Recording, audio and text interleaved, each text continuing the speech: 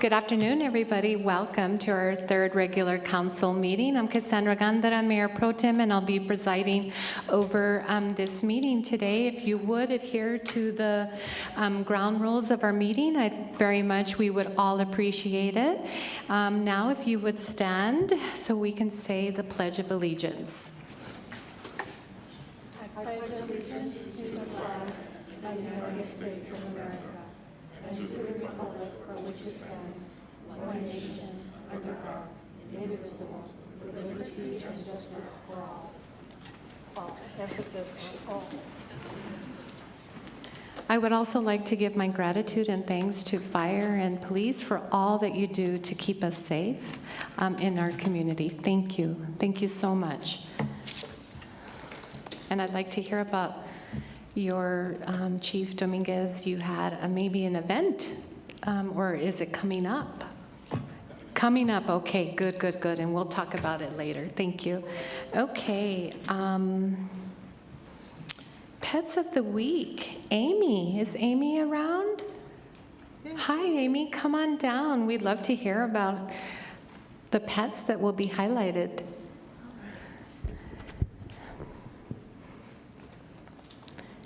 Hello, my name is Amy DeFelix. I'm one of the rescue coordinators for the Animal Services Center of the Mesa Valley, and I will present the Pets of the Week.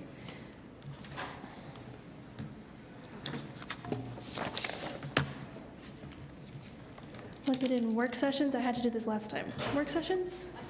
City Council. City Council.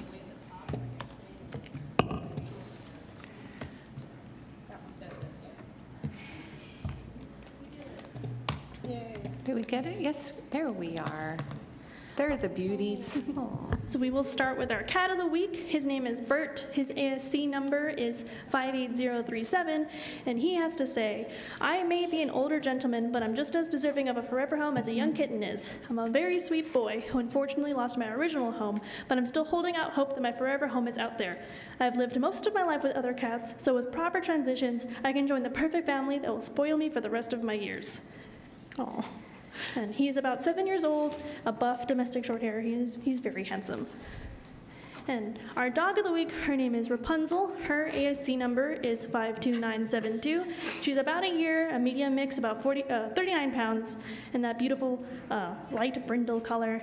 And she has to say, I'm a very sweet girl who absolutely loves getting belly rubs, as you can tell from her two auxiliary photos.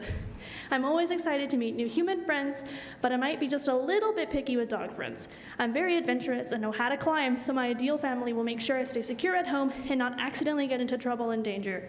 I should probably be on a leash at all times outside, but that's the perfect opportunity to go out for a walk. And we do have an adoption event this Saturday the 25th at Office Max up on East Loman from 10 a.m. to 1 p.m. So we encourage everyone to stop by and meet some of the dogs we'll bring for adoption. Thank you.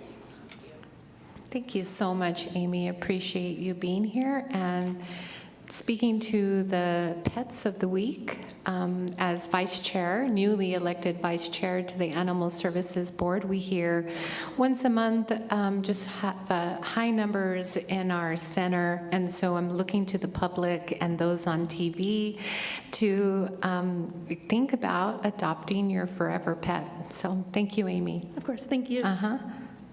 Okay, next up is Gazelle Palomares for Jobs of the Week.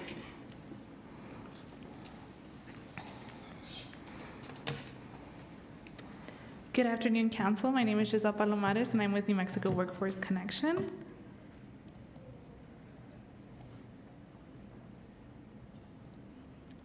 For the jobs of this week, City of Las Cruces is hiring a project manager for the airport that pays $60,000 to $87,000 a year, open until filled. White Sands Missile Range is hiring a deputy director of emergency services that pays $98,000 a year, and that closes February 28th. Families and Youth Incorporated is hiring a clinical supervisor, and that pays $34,000 to $61,000 a year, depending on experience, and that closes March 10th. DaVita Healthcare Partners is hiring a patient care technician. That pays $28,000 to $43,000, depending on experience, and that closes May 10th. Tremco Incorporated is hiring a commercial roofing technician, and that pays $20 to $33 an hour, depending on experience, and that closes May 10th as well. And Equus Workforce Solution is hiring a youth accounting specialist, and that pays $26,000 to $43,000 a year, depending on experience, and that closes March 10th. To connect with New Mexico Workforce Connection, you can always call them at 575-524-6250 or visit them at 226 South Alameda Boulevard. Or you can always go online to www.employeenm.com, or you can always download the app as well. Thank you. Thank you so much. Okay, we have no presentations or proclamations this session, so we have a conflict of interest statement. Is there any conflict to the agenda or known conflict between council and staff? None by Flores. None, Graham. None. None. Thank you, Phil. None for me, thank you. Okay, and next up is public participation. I will start on my left and I'll give you 3 minutes. And because the podium is in the way, I can't see, but hi, Dr. Neeson, please come up to the podium. And Aoife will be doing the timing. Mayor Pro Tem and City Council, my name is Dr. Earl Nissen, and I live in Las Cruces. Since we have 2 law enforcement agencies in Donna County, we might compare them as to the results they deliver for us in terms of public safety and what it costs taxpayers for these services. I am interested in comparing the Donna Sheriff's Department and the LCPD in what appears to be a significant difference in the amounts of taxpayers' money paid to settle claims to families and individuals for police shootings and misconduct. As I understand it, the Donna County Commission has not, in 4 years, had to make large payoffs for claims against sheriff's deputies while during the last 4 years, City Council has had to issue millions of dollars to settle claims against LCPD. So that I can, with evidence-based approach, study these differences, I am requesting from the Las Cruces City Manager, who is by the city charter responsible for LCPD, the following. For the number 1, for the past 4 years, a listing of the claims made against LCPD and paid for. The total amounts, number 2, total amounts of money paid to settle each claim. 3, the disposition of officers involved in the incidents that led to settlements of the claims. And 4, the amount of money spent on the premium for a liability insurance for the past 4 years. I am asking the same of the Donna County Manager. By comparing the 2 law enforcement entities' data that I am requesting, we might be able to ask if the difference in claims between the 2 result from how officers are trained and managed. Since we do not have a great deal of transparency from LCPD, it becomes apparent that there needs to be some type of community review of the policies and actions of officers. I support police who observe appropriate codes of behavior and show excellent decision-making while on duty. We need these policies in officers for creating our public safety. Thank you. Thank you, Mr. Neeson, or Dr. Neeson, excuse me. So that was the first row. What about the second row?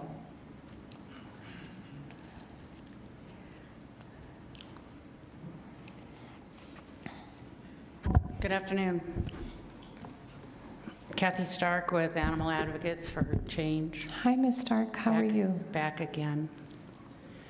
I wasn't able to attend the last city council meeting, and I know there were other members of AAFC that spoke, but later that day I watched the video.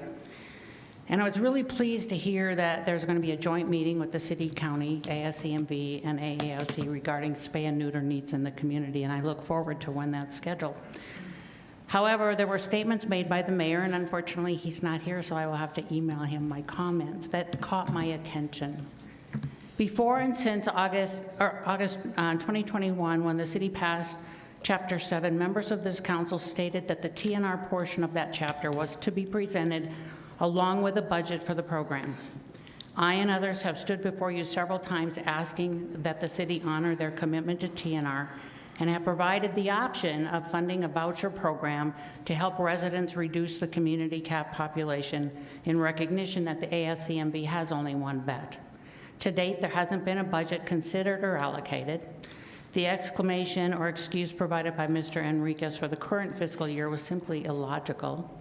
And now it sounds like there's another illogical excuse for not funding the program. And I ask that you refer back to the language of the ordinance itself.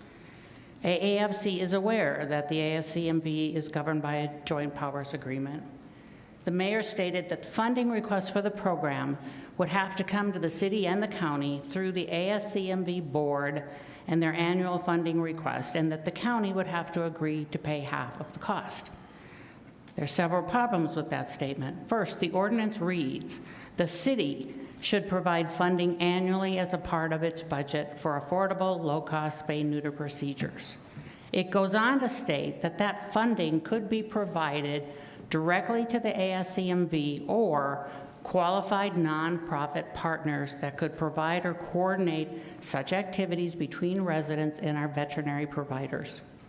There's nothing in the ordinance that states the ASCMB is responsible for the program, or that the program funding must or should come through their annual budget request.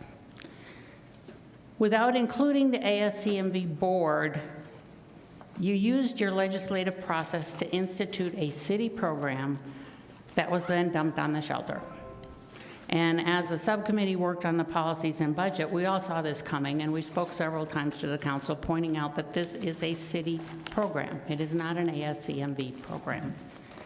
The mayor stated the county would need to be on board and pick up half the costs. If we're talking about a broader spay-neuter program, that statement is correct. However, for the TNR portion of the city ordinance, the county really has no role to play. The county already funds their spay and neuter voucher program in the amount of, I believe it was up to $165,000. Thank you, Ms. Stark. Your Thank time you. is up.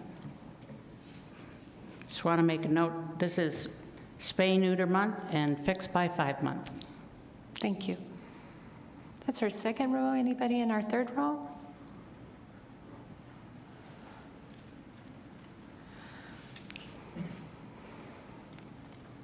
Good afternoon. My name is Diane Starbuck Roboto, and I am a member of Animal Advocates for Change. Did you know that February is Spay and Neuter Month? Okay, she just said it. We told you guys last time, so everyone should know that, right? Albuquerque has mandatory spay and neuter ordinance, and it costs $150 to have an intact dog or cat. It costs $150 to have a litter. Wouldn't it be great if Las Cruces had something similar? Albuquerque takes their fees and uses it towards, part of it they use towards low-cost spay and neuter. Since Las Cruces does not have mandatory spay and neuter, kitten season is coming up very soon. Does anybody have a spare bedroom? Perfect place to foster a mama kitten, mama and her babies. And the beauty of it, mama does all the work, and towards the end, you get to play with the kittens. So what could be better than that? Okay, so that's just one way that you all could help out. And thank you very much. Thank you. Anybody else on the third row?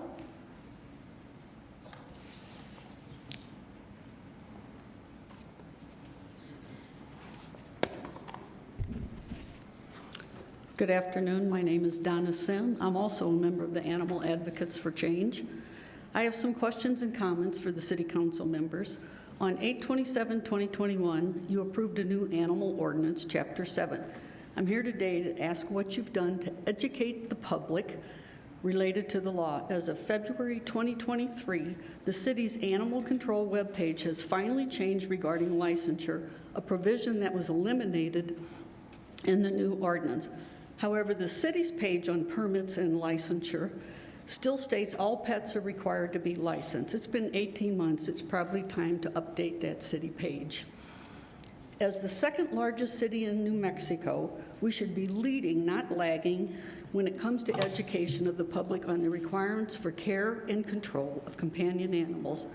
When you look at the websites of other cities who are making progress in companion animal care and control, they have useful, reliable information and key provisions of their law providing readily accessible means for residents to understand the requirements for care and control.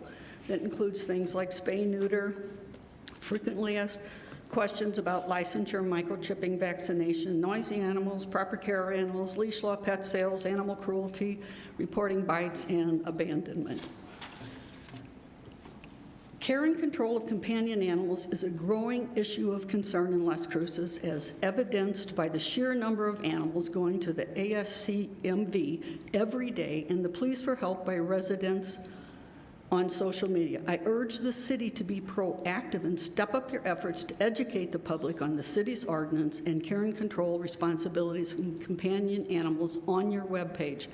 The city, as well as ASCMV and local organizations, have a responsibility to educate the public. I'm asking what it'll take for the city to step up your efforts in this public education process. Another item, please refrain from referring to feral cat population problems. The terminology tells me you really don't understand the issues. Many of the free-roaming cats aren't feral. There are cats that have been abandoned by their owners, left to fend for themselves outside, despite the prohibition against abandonment. This is exactly the reason the ordinance refers to community cats versus feral cats. I sincerely hope the council will take the responsibility seriously and act responsibility regarding this significant concern. And then I'd also like to say many of us who currently reside here are transplants from other states. I come from Colorado, where animal welfare is responsibly addressed and strictly enforced. It would be beneficial if Las Cruces could step up and become a leader versus a lagger in this issue. Thank you. Thank you. Anybody else on the third row? Fourth row? Fifth? Is that fifth?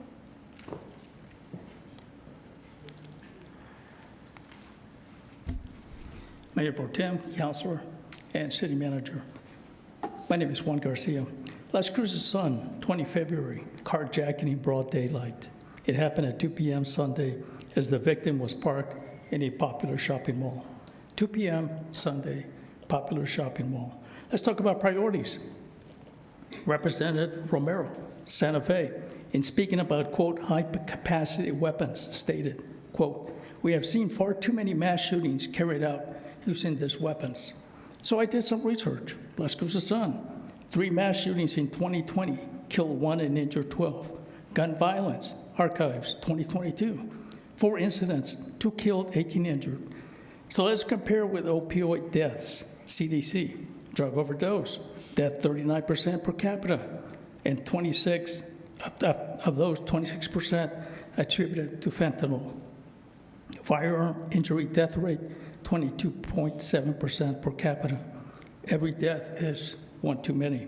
So HB 60 increases penalties for fentanyl possession based on the amount of drug possessed. HB 59 would make possessing a gun during drug trafficking a third-degree felony, and House Bill 57 would grant immunity from litigation for alleged damages or injury for merchants who apprehend shoplifters. All 3 were blocked by our New Mexico Democratic representatives. Las Cruces Sun. Representative Ferrari is concerned, quote, thieves might be injured if HB 57 passes. And Representative Romero is concerned, quote, the criminalization of this possession, fentanyl. This isn't how to do that, she said. So instead, we have Senators Hamlin, Steinborn, that are intent on turning law-abiding citizens, that's individuals in this place, in these chambers, into felons by outlawing current, quote, assault weapons, handguns, and, quote, high-capacity magazines. When Sheriff Stewart was interviewed, she stated, how would we enforce that? Are we going to be stopping people and say, give me your magazine, I want to count how many rounds you have in the gun? So you have to ask yourself, if we're doing this for reasons of the greater good, or are we just doing it to fill space? End of quote.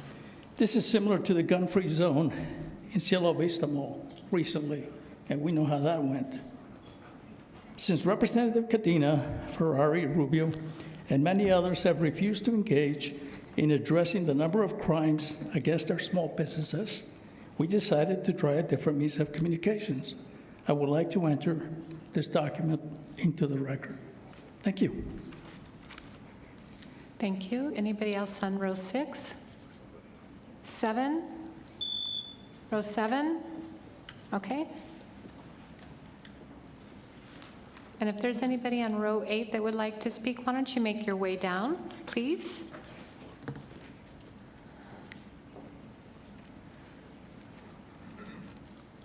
Good afternoon, council members, Mayor Pro Tem, and City Manager Peely. I believe I'll be back here on Monday to listen to the OIR report, but I thought I'd jump the line and get here now, just in case it's a long line on Monday.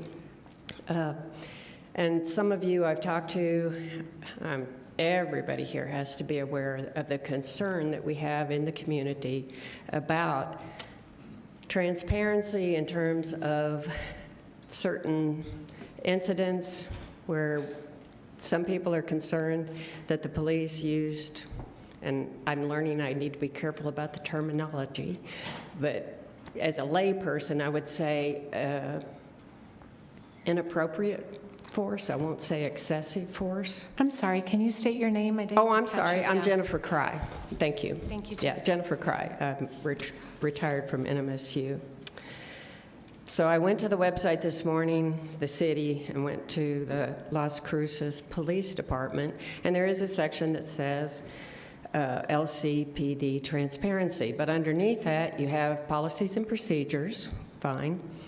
I hope it's not as long as the 900 pages at the county, because Sheriff Stewart warned us about that. But the only other thing was a public safety community survey report results. I don't see how that's transparency. Policies and procedures and the results of a survey. There wasn't even a link to internal affair reports, but I did find them, and I read the most current one, and I didn't see anything in that report that dealt with incidents where there was loss of life. So we are concerned about transparency. We want to communicate with the police department. We ask that they communicate with us. I don't care if we call it a citizens oversight committee. I think that's probably not a good name, but a committee, a police community exchange where we meet quarterly, some way in which we can get some information and questions answered, because the answers are not on the website. Totally different subject. I drive by the Animal Services Center every day, and it's beautiful, and thank you for making that happen. We just need to spay and neuter. You all know that. Thank you. Thank you, Jennifer.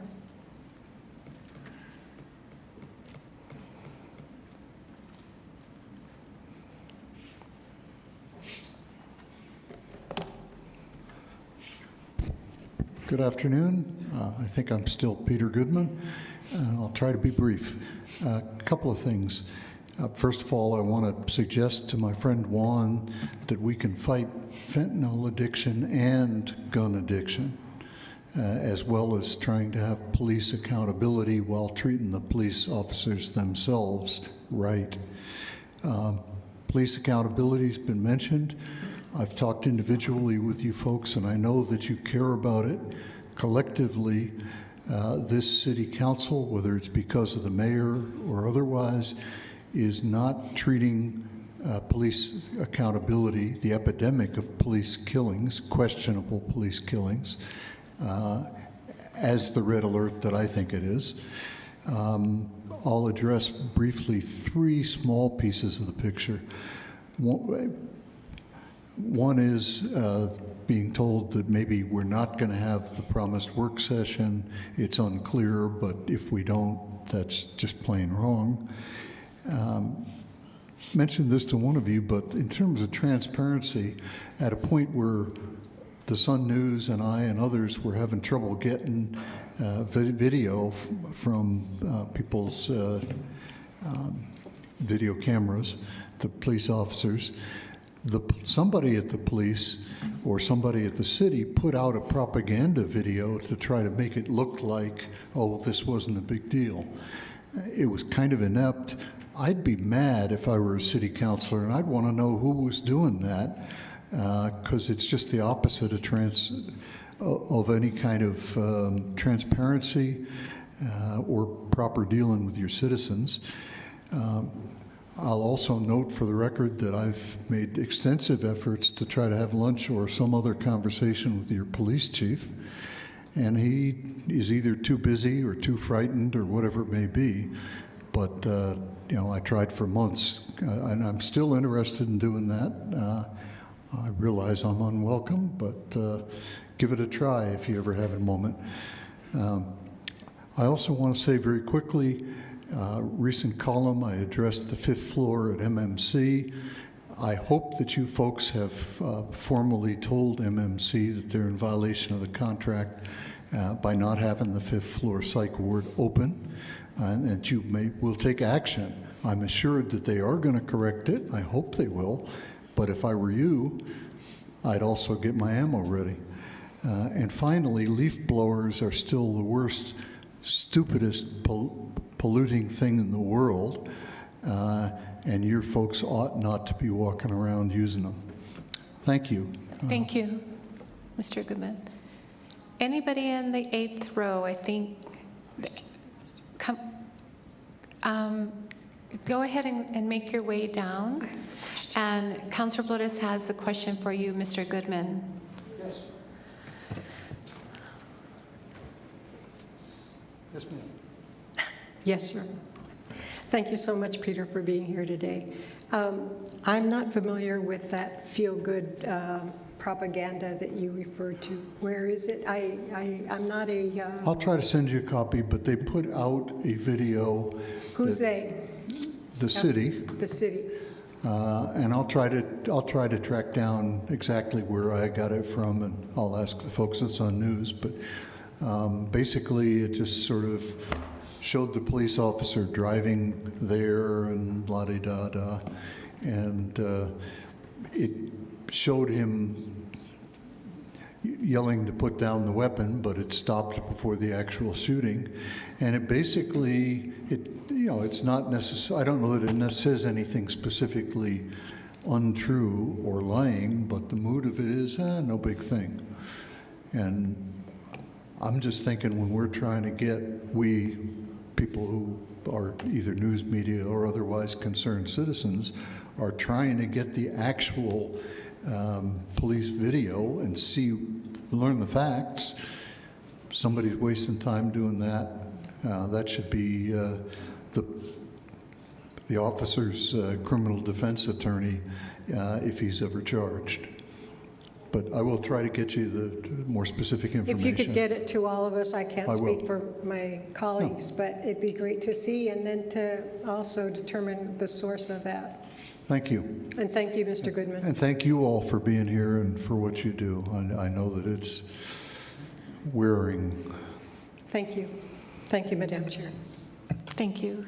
Councilor Flores, go ahead, come, please.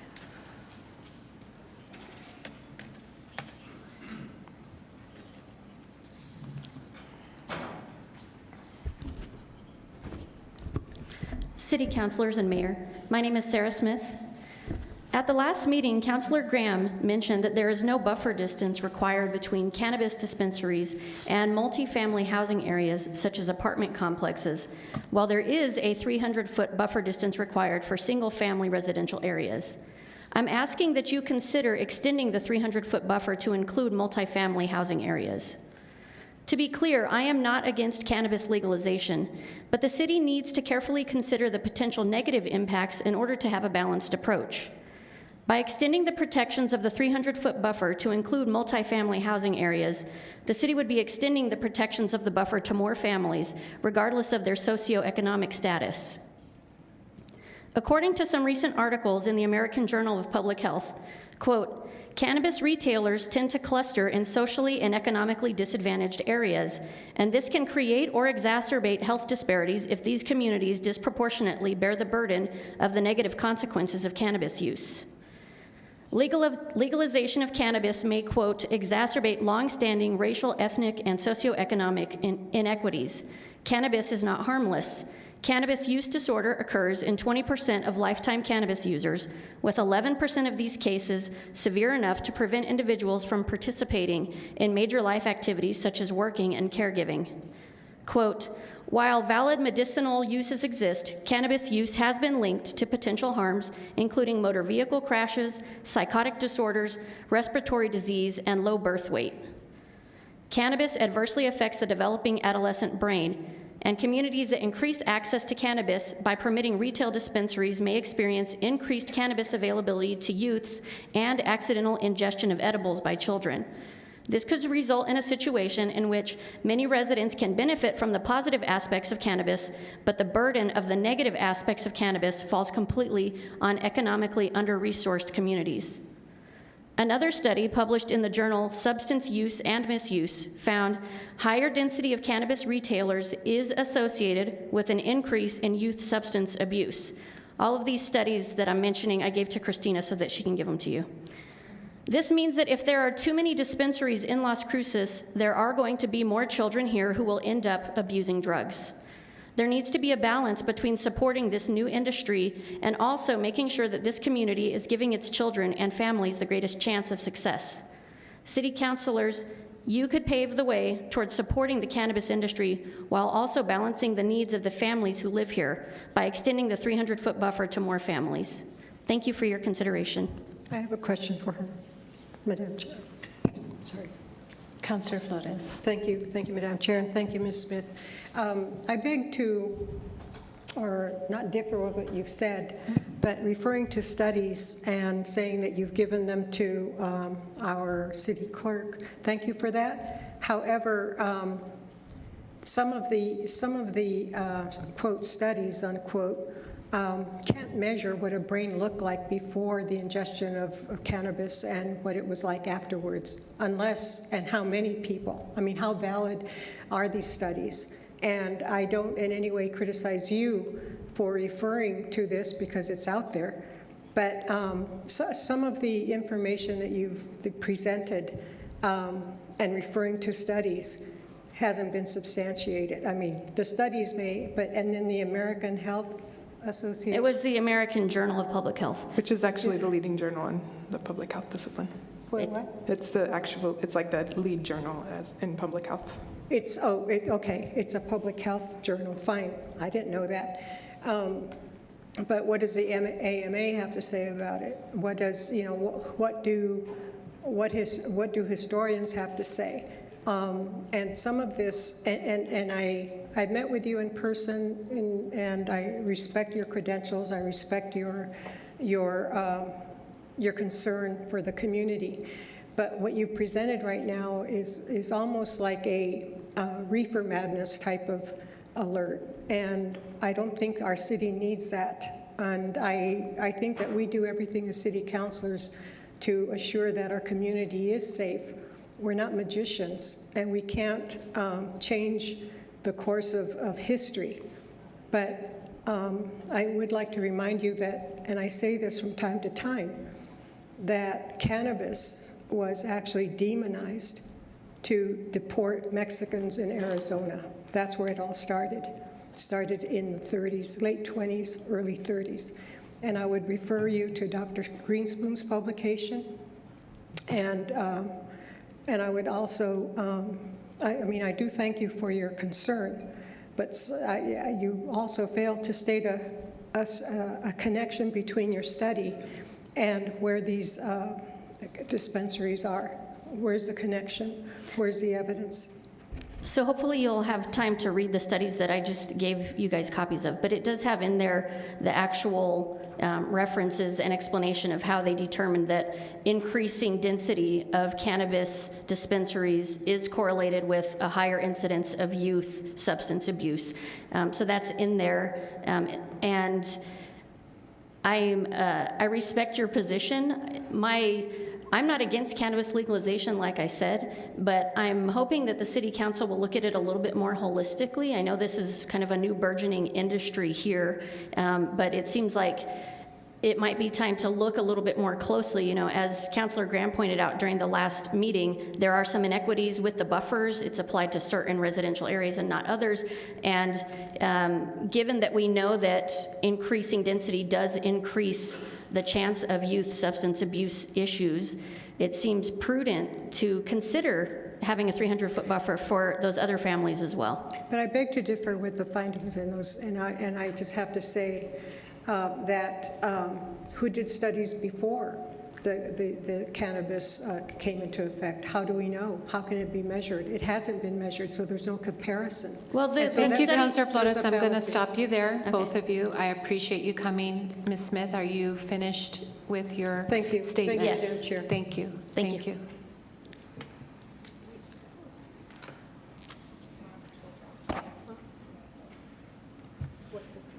Please come.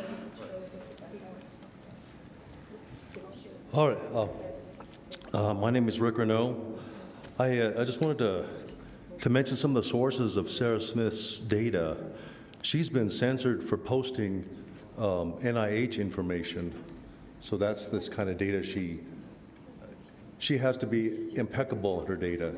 Anyway, and in regards to that discussion you just had, I saw the video of former Mayor Reuben Smith, and he was here to admonish you all for the same thing, the same subject. So, thank you. Thank you. Anybody on this side? Is that all? Okay, let's go on to my right. First row, second, I think that's tapped. Third row, please. Please come up, state your name. Thank you. You'll have 3 minutes. Hello, Council. My name is Travis Owens. I'm a local business guy, and I'm actually here to also talk about cannabis, but I'm here to talk about something totally different. I'm actually the host of the Las Cruces Hemp and Cannabis Festival. If you're not aware, we hosted it last April over at Sassy Grass on Picacho Boulevard. We had over 1,000 people from all over the region, including El Paso, show up. We didn't allow consumption because of the rules and regulations that are in place. I'm coming today to open conversation about possibly having a pilot program for our second annual Las Cruces Hemp and Cannabis Festival.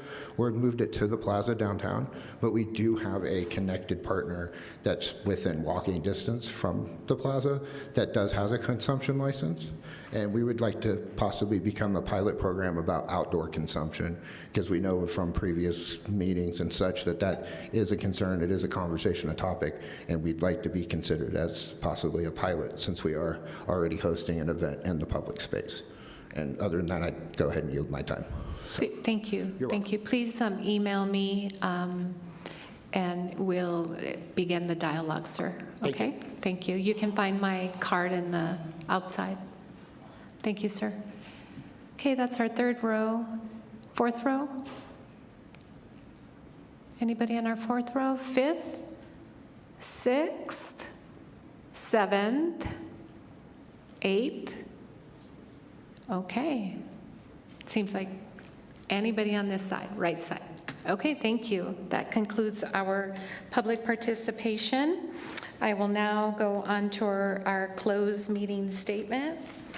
The Las Cruces City Council met in closed session at 11:03 a.m., February 13th, 2023.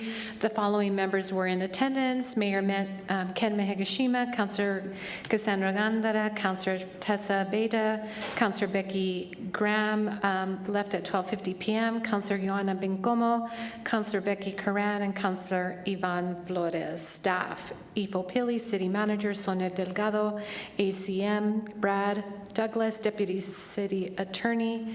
At 12:03 left, Barbara De Leon, Cody Rogers, outside City Attorney, Sean Mullins, DC LCPD.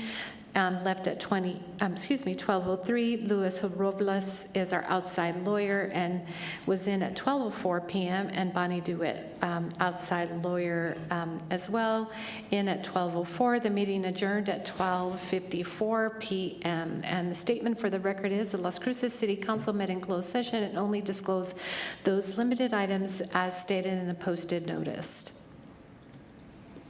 Okay. Now, we are on to the acceptance of the agenda. I understand we are going to pull, and let me get my wits about me, 7.4 for now, right? For discussion, yes, 7.4 for discussion. And so I will need a acceptance of the agenda with the amendment. Move to approve with amendments. Is that Councilor Bencomo? Move to approve. Second? Do we have Second, Graham. Second by Graham. Okay, Christine? This is on the motion to approve the agenda as presented with removal of item 7.4 for discussion. Councilor Abeyta is absent. Councilor Graham? Yes. Councilor Bencomo? Yes. Councilor Cran? Yes. Councilor Flores? Yes. Mayor Pro Tem? Yes. And the mayor is absent. Thank you.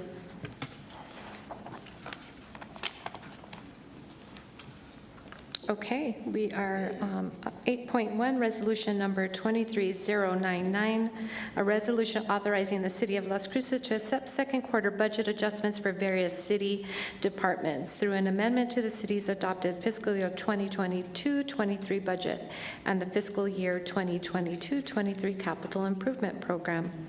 May I get a move to approve, Graham? Motion made by Councilor Graham. Second by Flores. Second by Councilor Flores. Hi.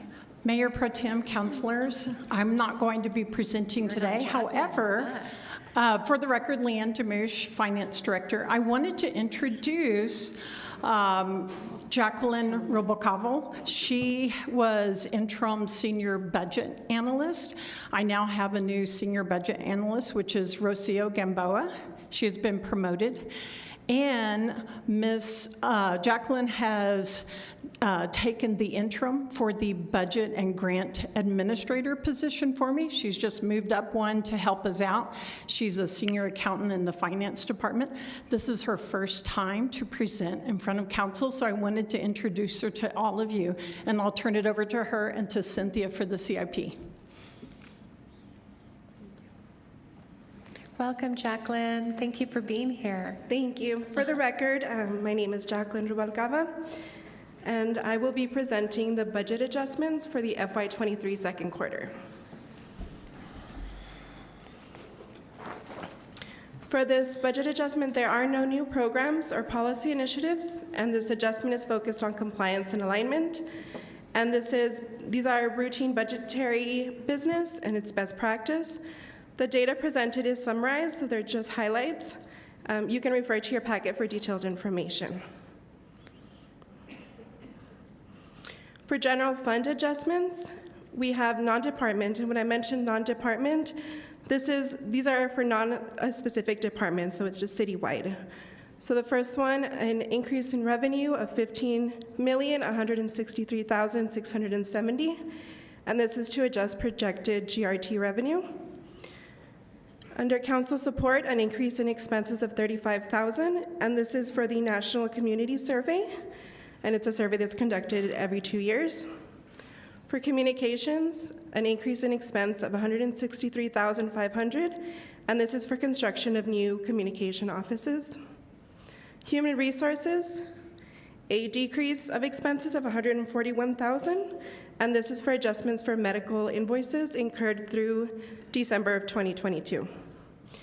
For Police, an increase in expenses of $28,572, and this is for security surveillance equipment, and these are security cameras for the evidence building. Various expenses of $213,086, and this is to adjust various grants to actuals. A non-departmental transfer of $1.5 million. This is a transfer from TID to HHGRT, and we'll see the other side of the transfer later on.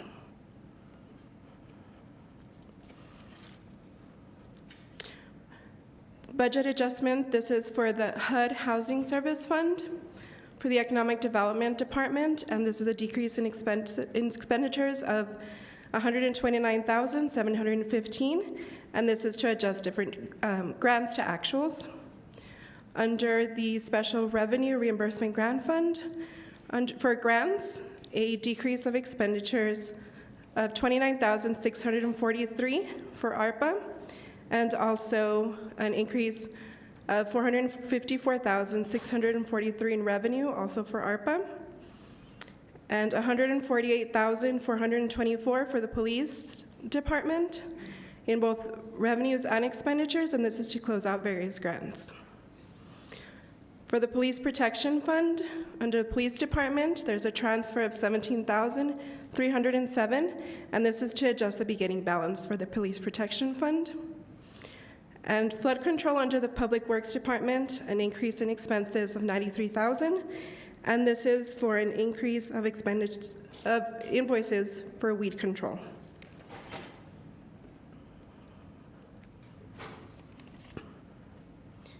Here's the other side of the TID transfer that we saw earlier on. This is under the TID fund for the Economic Development Department. And so this is a transfer of $1.5 million, again, from TID to HHGRT. For Go Bond projects under Public Works Department, a decrease of expenses of $268,712, and this is to adjust the Go Bond to actuals. For Airport, a decrease in revenue of $764,729, and a decrease in expenditures of $860,774, and this is for various adjustments to bring grants to actuals.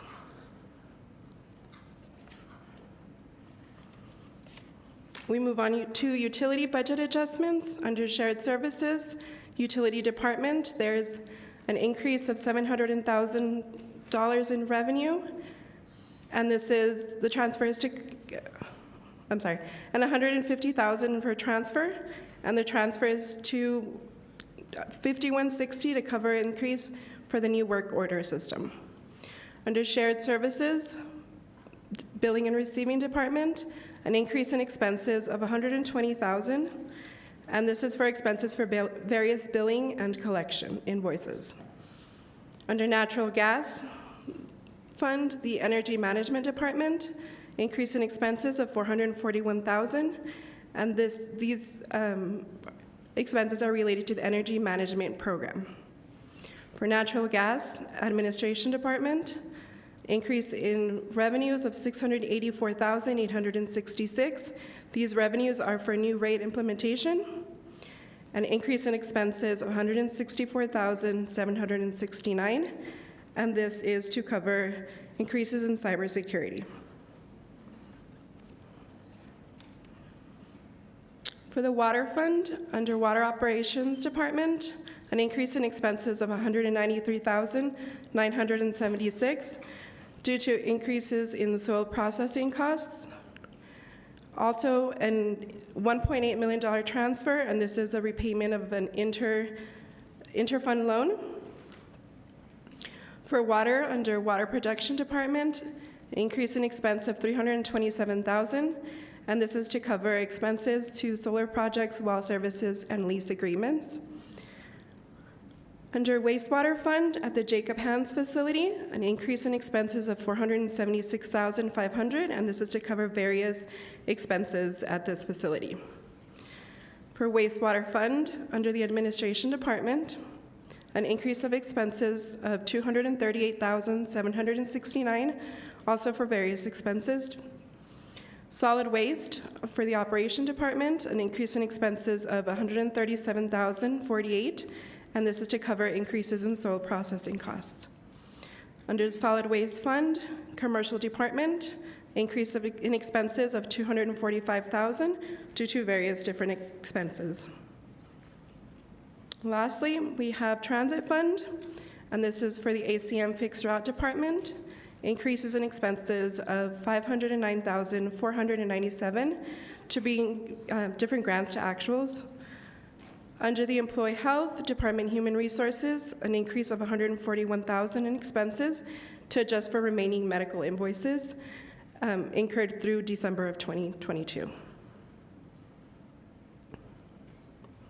I'll now hand it over to Cynthia Campos, CIP Analyst, and she'll go over the CIP amendments. Madam Chair, I have some questions. Yes, thank you, Councilor Flores. Well, welcome to your new position, Ms. Rubalcaba. Thank you. I'll give Leanna a Spanish lesson on how to pronounce your last name. I think it was more comfortable. She practiced. Pobrecita. The rolling of the R's, right? So all of this, as Leanne very well knows, and in our Finance Select Committee, it's like you're speaking Chinese to me. So can we go back to page, what was it, page 6, I think. Okay, well, so there's the first item, shared services, utilities, it's a revenue transfer, and there are two amounts there. The R stands for? Revenue. Revenue, and the T stands for? Transfer. Transfer. So we have revenue and transfer. So the revenue was $700,000, and the transfer is going to be $150,000. Transfer to 5160. What is 5160? Is that another shared services in the utilities? It's a different fund, yes. Okay. So we do, that's permissible to do transfers between funds, even though the money has been allocated for a particular fund?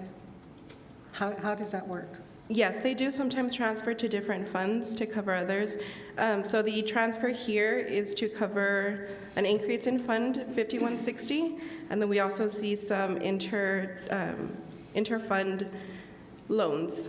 And what is 5160? I'm not sure off the top of my head. I know Abner Gomez Ortiz is also here, and he can give you a little more information on it if Leanne can't answer.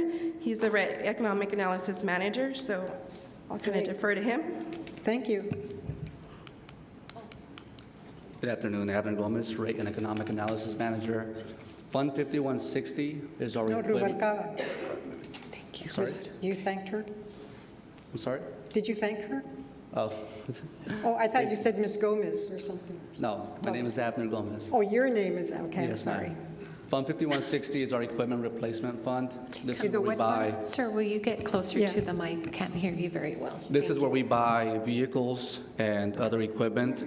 So Fund 5100 and 5160 are very unique because they don't generate revenue.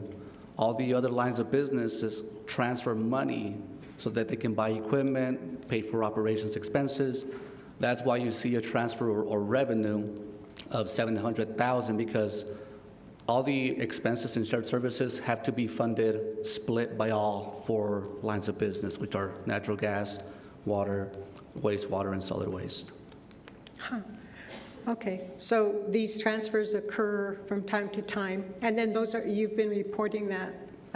This is my 5th year on City Council. I'm still asking the same question. Well, no, they're different questions because there's different presentations. Okay. Correct. We don't transfer without presenting it to you. Okay. Well, and it falls on our shoulders to fully understand what you do. Agreed. Every day, 365 days, except for holidays and your vacation time. And we get to hear it for, what, 10, 15 minutes? But I appreciate your You're welcome. patience. You're welcome. Thank you. So, Ms. Rubalcaba, I have, so all of these transfers, all these adjustments are basically transfers on the amounts, except the R is revenue, the T is transfer. They're not transfers. Some of our increases in revenue and increases in expenditures, decreases in revenue, decreases in expenditures. So just the ones that have T are transfers, and it'll tell you where it's transferring to and from. The others are either increase or decreases in expenses or revenues. Okay. So please forgive my my hard-headedness here. So can you explain then shared services? What is that? The Shared Services Fund? Leanne will. Oh, thank you. Mayor Pro Tem Council Leanne Demouche, Finance Director. So just to give you a little bit of background, because I used to actually be at utilities, so I have a strong background in there. So shared services is a combination of like the Adrian Widmer, who is the director, the assistant director, all the billing, all the technical support, that if you opened your electric bill, if you opened your utility bill, you only see a bill for water, wastewater, natural gas, and solid waste, those 4 utilities. Mm-hmm. Well, actually, there's 5 individual type sections within utilities, and 1 is shared services. So water, wastewater, solid waste, and natural gas contribute to the shared services to cover those expenses.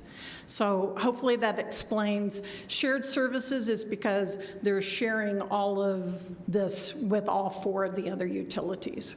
Even though natural gas is listed specifically?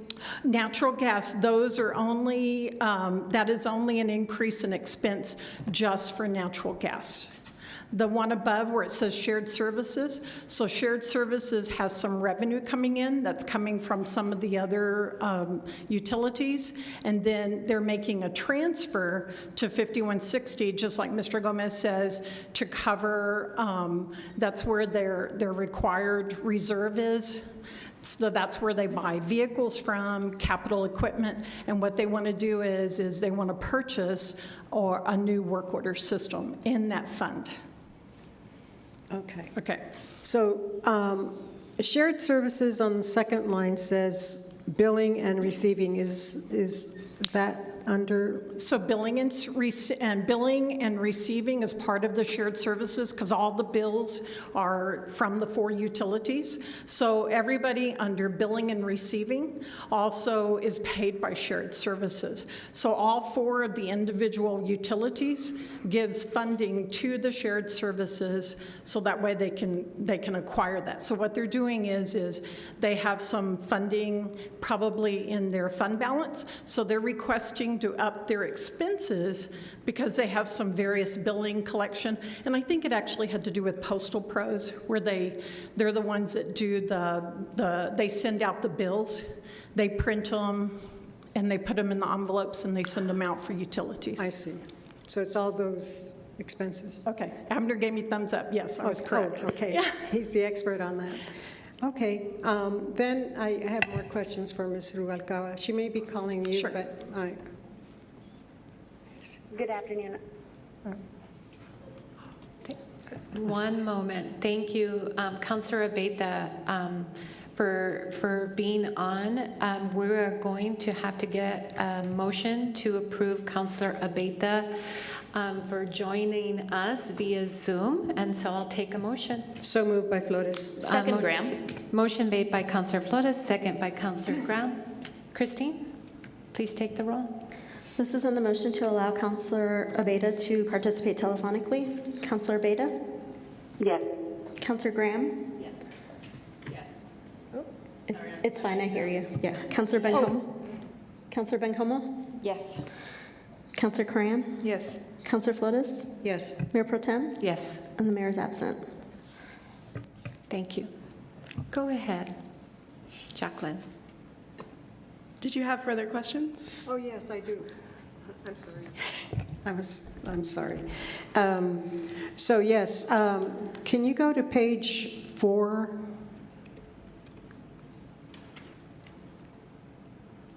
Okay. So I have questions about special revenue reimbursement grant. So we have the grants, the department is grants, non-department, police, categories, revenue expenses, and the purpose, and then there's all these numbers. And then we have ARPA. How does ARPA money get into revenue reimbursement grant? So it's under Fund 2100, and that's what it's called, Special Revenue Reimbursement Grant. And so when we say here the increase in expenses of $29,643 to ARPA, this was to correct amounts from Tranche 1 and Tranche 2, and they were reconciled, and so it was just correcting. So why was it reconciled? Why was there a discrepancy? I believe so, in how it was allocated, I believe, but I don't have the specifics on that. This was requested, and so we put it in, so I'd have to get you that. I'm not sure if Leanne can speak to that. Mayor Pro Tem, Councilor Flores, Leanne Demush for the record. What happened was there were, as you can tell, the expenses being increased. I think during tranche 1, they thought that the expense would be expensed, but it wasn't. So this is similar to like what we do with a carryover. So we're carrying over the expense between the tranche 1 and the tranche 2. Oh. So that's what this is doing, is bringing that expense in, so that way it can be expensed in this fiscal year when we thought it was going to be in last fiscal year. I think the part that really boggles my brain is how we have 3 purposes, and somehow the lines, I mean, I'm reading literally across the line, but those lines really aren't indicative of what the purpose is. Right, so It's confusing. Yeah, it is, and I apologize for that. Actually, I was the one that put this together, so I apologize. In the second line, which is the $454,643, that was actually increased revenue account for the ARPA as well, for the I apologize. This was for the American Rescue Plan Act. It was revenue to match so we could reconcile it. That's what a while ago Jacqueline was talking about, reconciling it. So we were reconciling the $454,000 is reconciling from tranche 1 to tranche 2. So the funding came in, but we had not budgeted it correctly. So what we're doing is we're fixing it so that way what actually came in from the ARPA is actually now accounted for. Okay. And I apologize for that. Yeah, and my concern here is that we'll be audited. The ARPA funds will be audited. And Mayor Pro Tem and Councilor Flores, they were this year during our external auditors with Mr. Gardner. They did audit it this year, and I will promise you they will audit it next year because it's over that amount for the special. So it'll be audited, and this it will be taken into account. This yes, will ma'am. be taken into account. Yes, and I get really nervous the minute I see ARPA, because we don't want to mess with the feds. And I will tell you that our comptroller, Ms. Josie Trevino, this came from her, this request. So she is reconciling this, and she's keeping me on my toes, ma'am. Great, thank you, thank you. So I'm sorry to be belaboring all these questions. I have a lot more, but I can ask you individually. I thought maybe I would share my ignorance, or at least that my colleagues might benefit from some of the questions I've had. But I want to thank you, Ms. Demush, and thank you, Ms. Rubalcaba. Thank you. Thank you, Madam Chair. Thank you, Councilor Flores. Okay, Jacqueline, moving right along. Okay, sounds good. So then I will now hand it over to Cynthia Campos for CIP amendments. Thank you. Hi, Cynthia. We don't see you very often, but we're glad you're here. Going to talk CIP amendments. Yes, ma'am. Good afternoon. Cynthia Campo, CIP Analyst for the record. I am going to be presenting the CIP amendments for the second quarter. We have several of them. The major reasons for some of these amendments are budget to actuals adjustments, adjustments to bring fund balances to zero, removal of projects to close funds, and that's for utilities, adjustments for additional expenses, and transfers of appropriations between projects. So I will be showing the projects that fall into each one of these categories. So these projects are all being adjusted for budget to actuals, which means we are bringing the budget to the actual amount for the end of the previous fiscal year.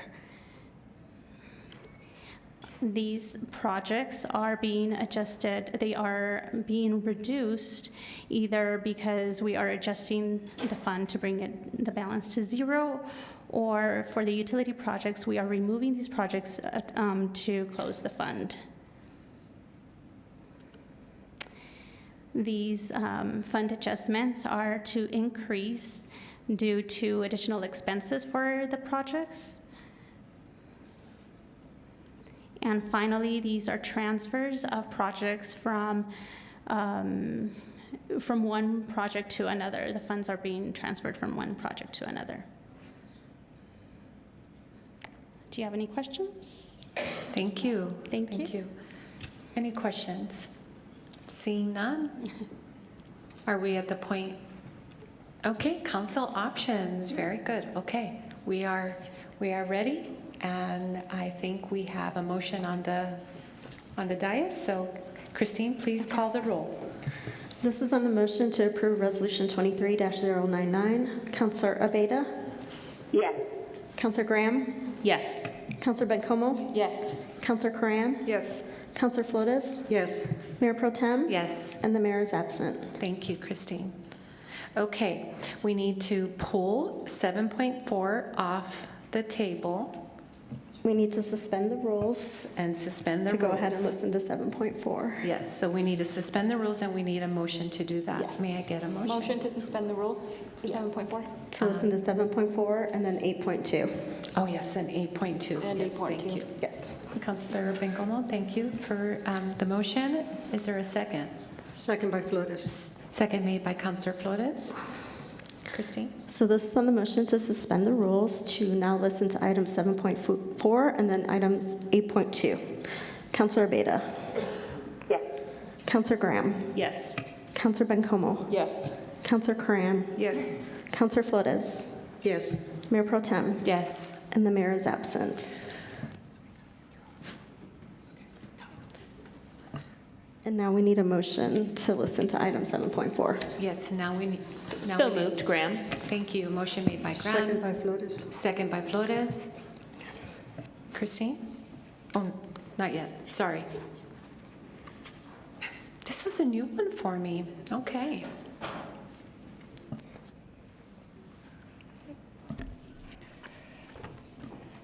Hi, Erica. Hello. Yes. How are you? Good, and yourself? Good, good. Good afternoon, Mayor Pro Tem and members of council. Erica Hawkins, Treasurer. The ordinance before you is to authorize the issuance and sale of 17 million general obligation bonds. Voters approved 4 general obligation bond projects in November 8th, 2022 elections. The total approved by voters was 23 million. 10 million was for a new fire station, 5 million to continue the East Mesa Public Recreation Facility, 6 million for affordable housing, and 2 million for park improvements. The first installation of GO bonds is 17 million total proceeds. The 17 million will be used, 10 of those 17 million will be used for the new fire station, 5 million to continue the construction of the East Mesa Public Recreation Facility, and 2 million for park improvements. The 6 million for affordable housing will be issued later this year or early 2024. The ordinance authorizes the city manager and financial service director to approve within the following parameters. The issue amount cannot exceed 17 million, the interest rate cannot exceed 10%, and the maturity date cannot be no later than August 1st, 2036.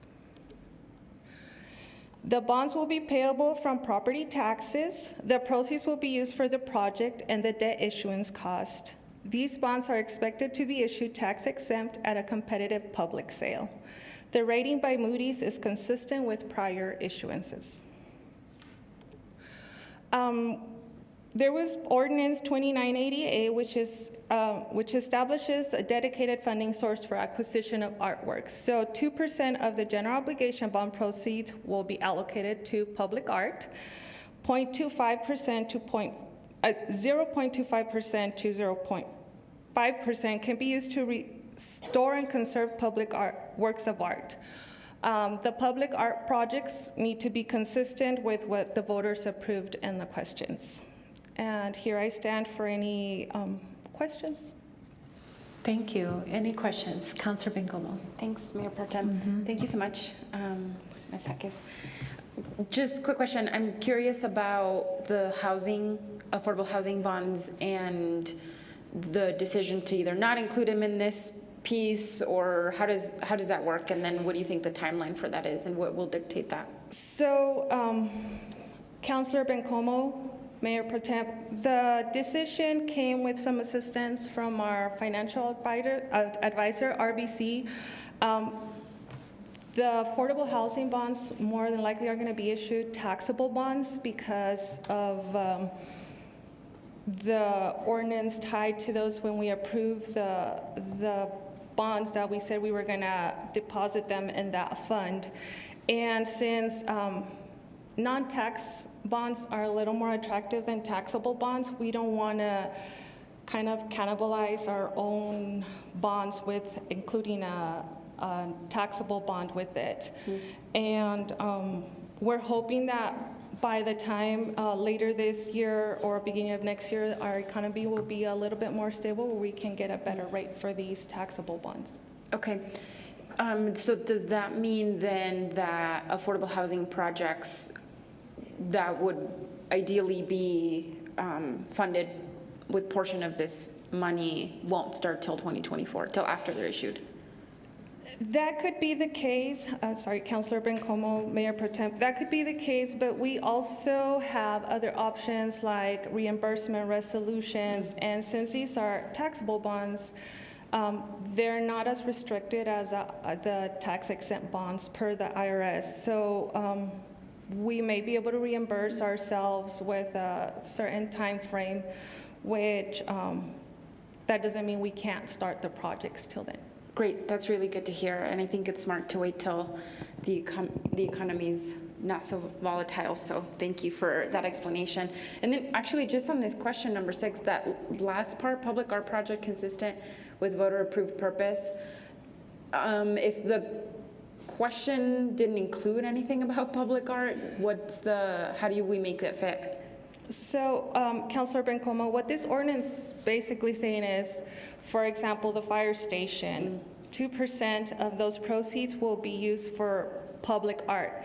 Now, what the consistent with what voters approved, that's not within the question, but it's a fire station. So if, let's say, they have maybe the amount, since it's 10 million, the 2% might be able to cover 2 public art projects.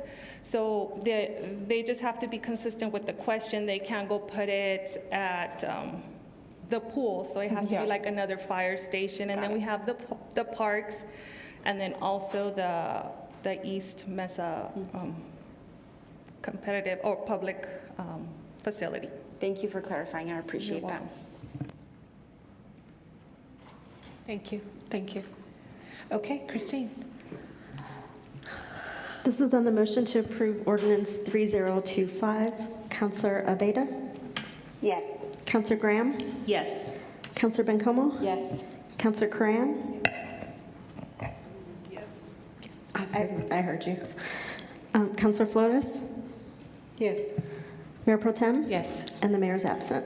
Okay, thank you. Next up, 8.2, Council Bill number 23018, ordinance number 3024. Move to approve. Thank you. Second, Graham. Thank you. Erica? Again, good afternoon, Mayor Pro Temp and members of the council. Erica Hawkes, Treasurer. The ordinance before you is to authorize the issuance and sale of up to $12.15 million of state-shared gross receipt tax bonds. The debt cycling program for the streets and facilities is scheduled every 3 years. The debt cycling provides level debt service payments and predictable capital project funds. The last time we issued these were in 2020.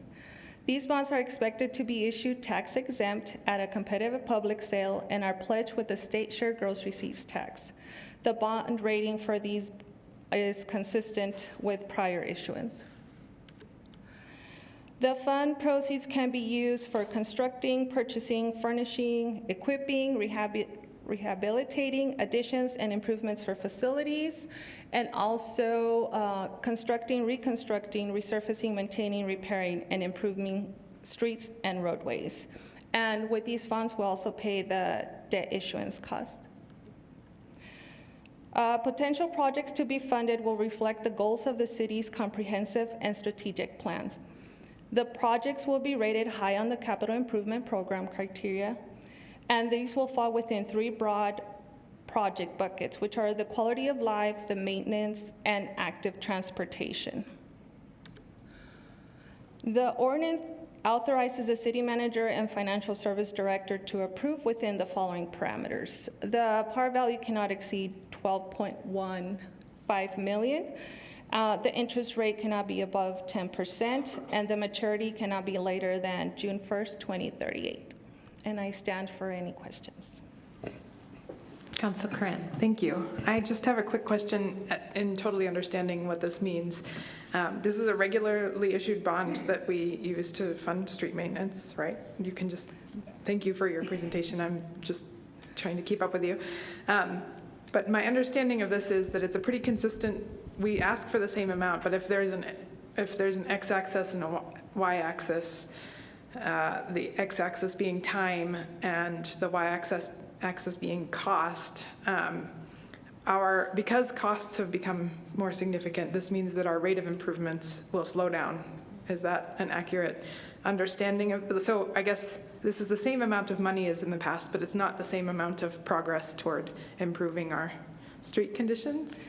Is that accurate? So, Councilor Coran, Mayor Pro Temp, yes, well, everything is cost more than the last time we did this cycling. So we're just gonna have to be very strategic on what projects are high in priority and again fit the comprehensive and the strategic plan and take care of the projects that are needed higher. So we will follow that process for these.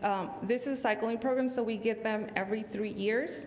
Usually it's about $10.5 million, but this, we borrowed a little less during the pandemic because we had all these unknowns, so that's why we are at $12 million this cycle. Okay, awesome, thank you. And then the other question is just related to the interest rate has also changed during that time, or is it remaining roughly the same, and or is it possible that it will go down and then that will increase the amount of revenue that we get? I will call Eric from RBC and he can help me answer this question. Thank you. Thank you, Eric.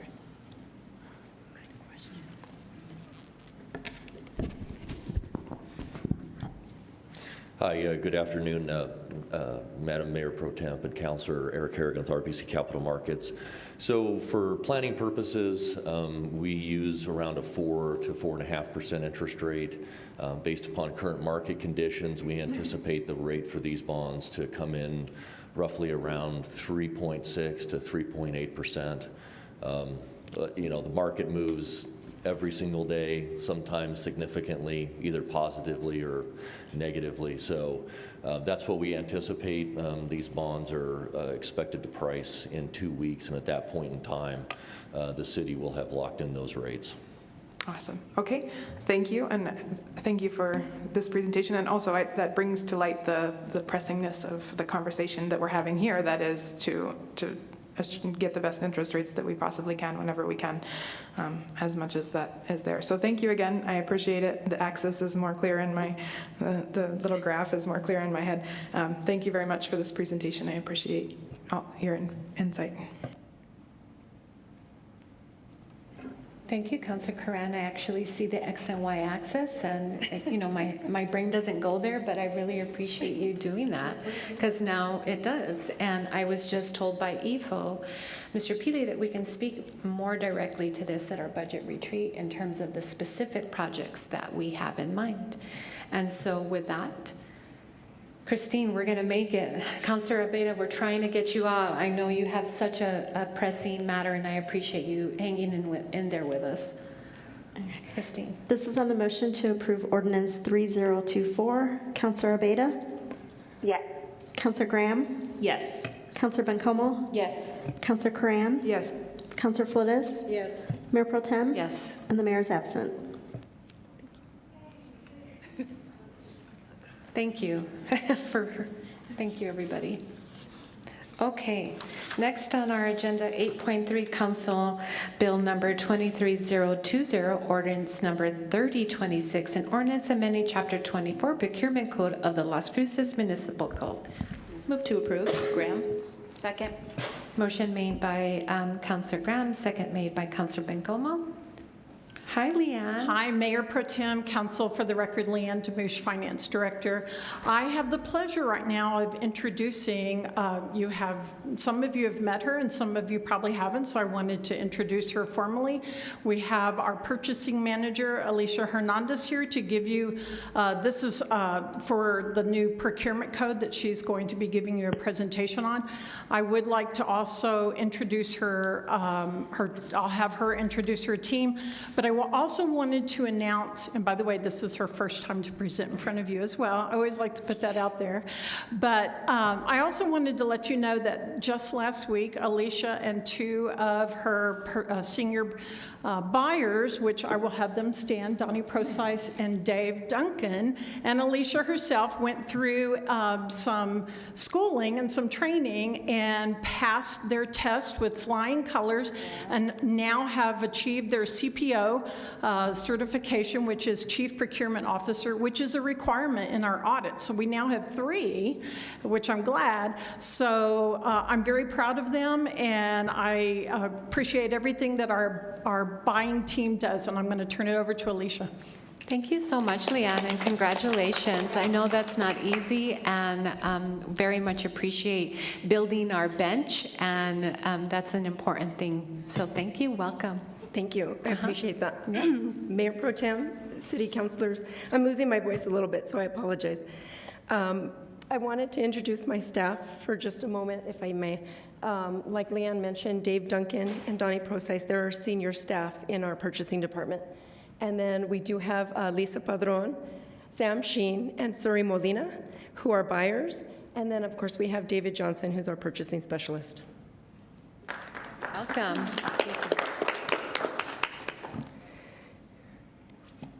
So before you today is an ordinance amending the procurement code. The procurement code is located in Chapter 24 of our municipal code. The purpose of the, the purpose of this chapter is to maximize the purchasing value of public funds and to provide safeguards for maintaining a procurement system of quality and integrity.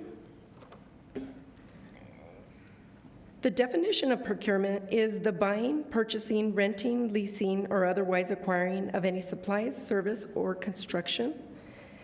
Governments often have departments and laws for procurement, usually with very strict procedures for how purchases can be made, and this ensures that the process doesn't become corrupted by bribes, kickbacks, and favoritism. A little bit of background on the procurement code updates. The last comprehensive P code update was approved in June of 2021. This time, we've included some additional formatting changes. We've added and clarified some definitions. We've revised some authorized exemptions, and we're increasing the threshold for competitive public procurement.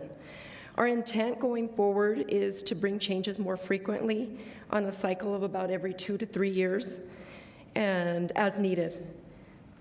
Excuse me. As part of this review process, we did have purchasing staff review code and suggest any edits based on feedback from the last P code update that we had in 2021. We worked with the assistant city managers, who are the selection advisory chairs, and the chief administrative officer provided feedback and guidance for the changes going forward. We did have some end user departments provide input as individual questions have been identified since that last revision.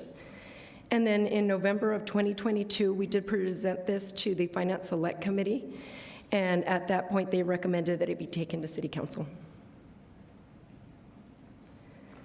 As part of our intent to improve clarity, we did add 5 definitions. We added something on advertising. We included a definition of immediate family, and we took that directly from the Federal Family Medical Leave Act. We included something on non-procurement contracts, as well as professional services. We defined which trades are included under the professional services, and then we included a section on tangible goods.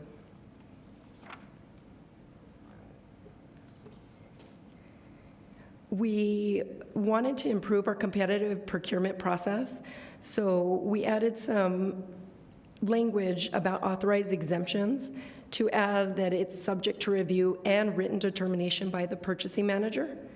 We added a section on, cooperative procurements, and we added that there is a limit of 48 months for extension of contracts. There was an area that was duplicated in the procurement code, and that was the retirement and benefits exemption, so we removed one of those. We are attempting to improve flexibility as well. We want to increase the competitive public procurement threshold from $75,000 to $100,000, and this is designed to account for inflation, increased operational cost, and the last time that we updated any of these thresholds was in February of 2015. It does impact small purchases, the authority to award, and the reporting to City Council. We do want to improve transparency, so we added some additional language regarding bid proposal process in the area that talks about direct contacts. We wanted to enhance the conflict of interest reporting requirement and outline that if an employee becomes aware, they must disclose to the purchasing manager immediately. We did add an entire section just in reference to tangible goods. It's its own division now, whereas previously it wasn't, it didn't have it separated. And then we also added some information on bid protest language that included thresholds for bid protest appeal bonds. So the next step is that we are asking to adopt this ordinance. We do want to educate the city departments regarding the changes that we have moving forward and update any internal and external purchasing standard operating procedure updates. And with that, I stand for any questions. Thank you very much, Councilor Graham. Councilor Flores. Thank you. Thank you, Mayor Pro Tem. Thanks so much for the presentation. Congratulations, newly minted CPOs and whole team. Really appreciate it. Hoping you have access to the agenda packet. I'm thinking. Don't, but I think Leanne does. Okay, cool. Really in the weeds question here. I have the red light version in front of me. Okay, perfect. So if we're in section 24-161, red line, new letter B, this is 602 of 719 of the council packet, if that helps anyone else. You said 24-161? 24-161, so red line letter B. Construction projects may be awarded based on cost, qualifications, or both.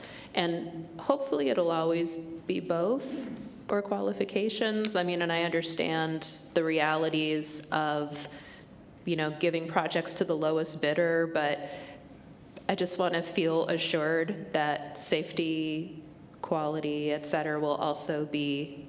I just keep picturing that awful like train thing in Ohio or something. Like, nothing's going to explode, right? So I believe that previously in June of 2021, cost was a factor, and we took that out because it was determined to be the only factor, but now it's not.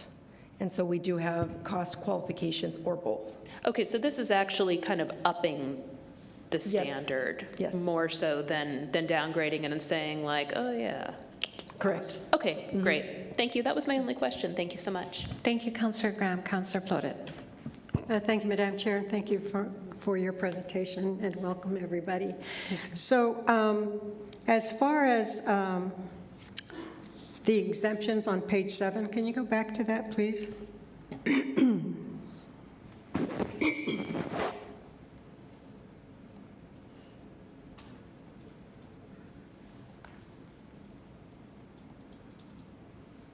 Right here?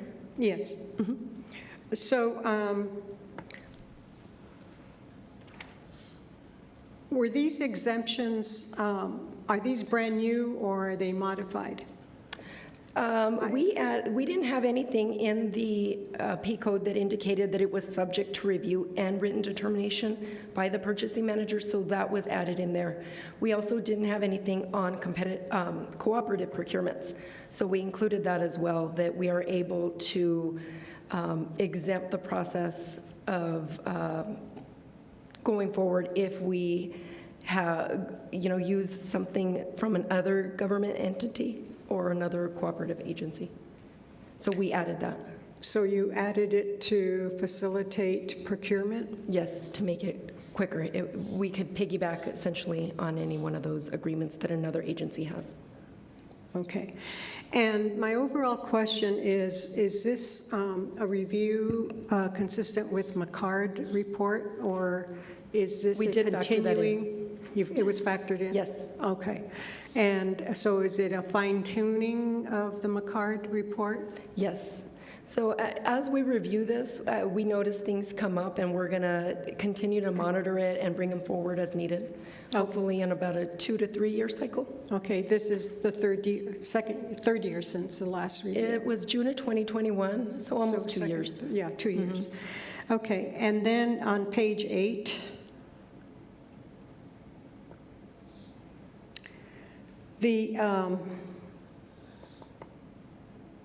can you explain increase to competitive public procurement threshold from 75,000 to 100,000? What does that mean? Isn't a project, don't you just go project by project? What does this mean? So what it means is that anything procured above the 75,000 limit, you previously have, we have departments and our procurement staff take it to City Council. And now we're upping that threshold to 100,000. So what that means is you'll see anything above 100,000, not anything below that. But we still do provide reports to City Council quarterly regarding what those limits are, so that you have access to that to see what may not have come to council. And that will be based on, well, those 3 factors. Yes. Yeah, those 2 factors, and last updated in February of 2015. So, okay. On page 9, you have bid protests.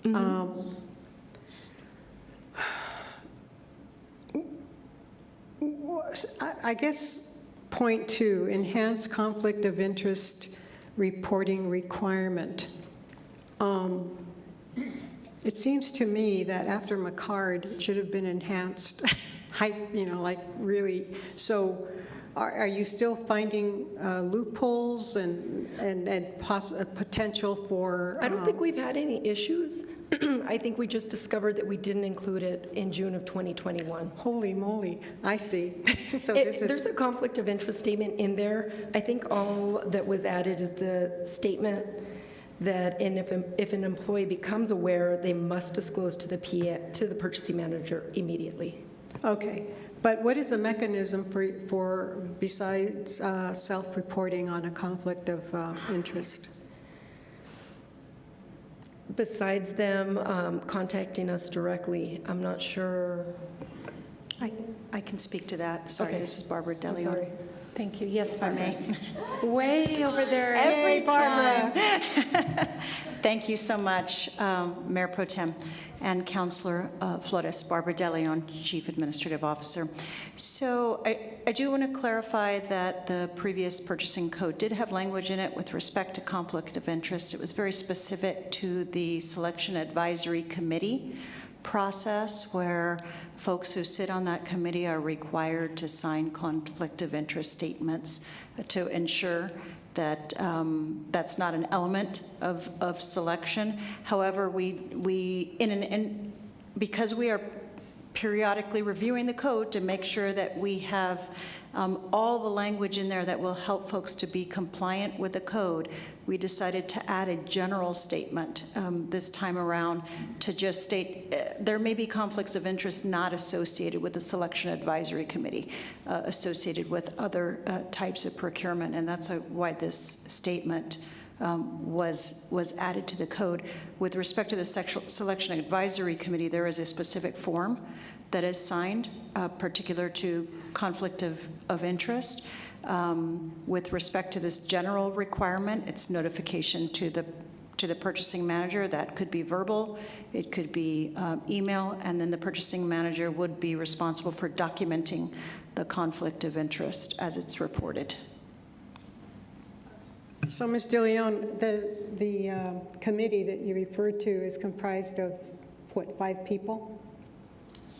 So the Selection Advisory Committee is, and this was one of the areas of the P code that was revised in 2021. It's comprised of 3 directors and then other subject matter experts. One of the directors is from the department that is procuring the goods or services. And then there is one that is a rotating position so that we can ensure that different directors are involved in the selection process. And then we have subject matter experts, internal subject matter experts that also are able to vote on the selection and be part of that selection advisory process. Okay, so there's enough checks and balances in that process to keep shenanigans from happening ever again? Yes? That is our intent, and and with the clarification to the code, we're trying to make it easy to comply with that outcome that we all want for transparent and fair procurement. Okay, so that select committee is going to also be an oversight committee to an extent? No, just the select committee is. The Selection Advisory Committee is formed every time that there is a particular procurement that's going out on the street for a request for proposals, and the membership of that committee changes depending on the services that are being procured. Great. Thank you so much, Ms. DeLeon, and thank you very much. Thank you. Thank you, Madam Chair. Councillor, I'm sorry, I didn't see Bencomo and Curran. Go ahead. Councillor Curran, Bencomo. Thank you. Thank you for these updates, and I think just as a sort of general note, I really appreciate you all keeping track of this, but I do want to point out something really, really clearly, and I think a lot of the public maybe misunderstands this. In these cases of selections, often people will send me requests to pitch their business. Like, this happens with some frequency, just to be completely transparent. Every time I refer them back to your department to say, this is the process that we go through, we have nothing to do with it. So just to systematically reassert that when it comes to procurement, there's a very robust process in place that, beyond hearing what you all do and approving of it and appreciating the work that you do and refining it, we have nothing to do with at all. So I just want to sort of thank you for making it so robust and so clear, and also to clarify our role in it beyond hearing this presentation is nothing. So thank you. Thank you, Councillor Curran. Councillor Bencomo. Nor purchasing pieces of property, real estate. Thank you so much and welcome, and congratulations to both of you. I turned to Councillor Graham and I said, can you imagine that test? So congratulations. Just one quick question. In terms of this new set of upgrades to the P code, do any of these have an impact on the NGOs that we often partner with in the community? And if so, have they been made aware of any process change? Can you repeat that? I'm sorry, I didn't hear you. If any of these P code enhancements. Can I ask you to speak closer into the mic? Oh, I There's thought a I was bit of speaking a, very loudly. I scared myself sometimes with how much I can hear myself, so my apologies.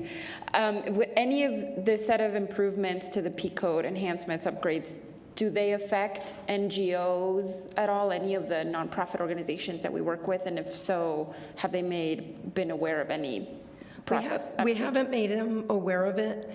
They may be affected depending on if they are a vendor of ours, but we do intend to work with economic development on maybe getting some of that information out to them.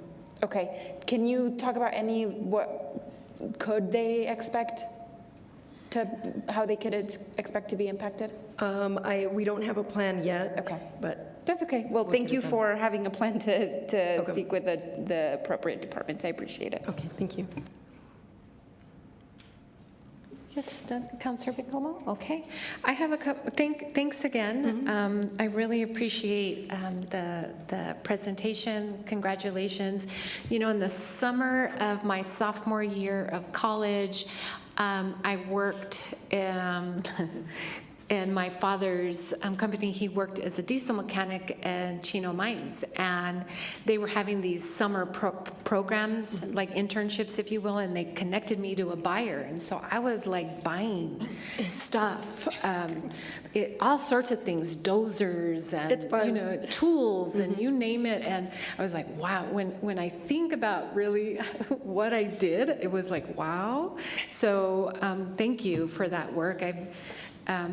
Back then they were just like, pick the cheapest thing you can pick, but there's so much more that goes into that, I know. So I very much appreciate you and the effort and just the training and the professionalism that you bring to the work. I did have a question on slide 7 around the expansion of the 48 months. So on that, we didn't have anything that limited how far we could extend our contracts. So what we did was we added the limit of the 48 months. At that point, we would have to do an entire new competitive procurement.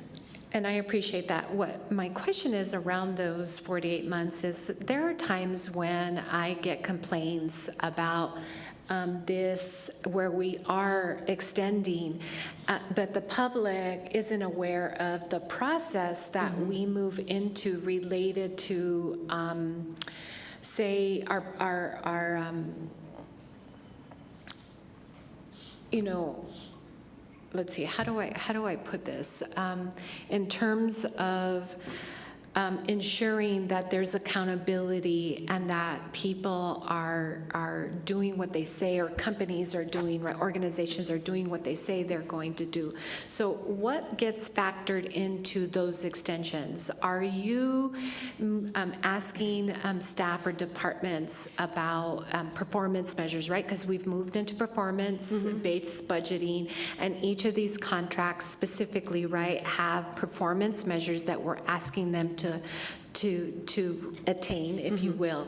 So I want to know what happens internally when you're extending, because usually what we see is contracts are coming 3 and 4 months, years, if you will.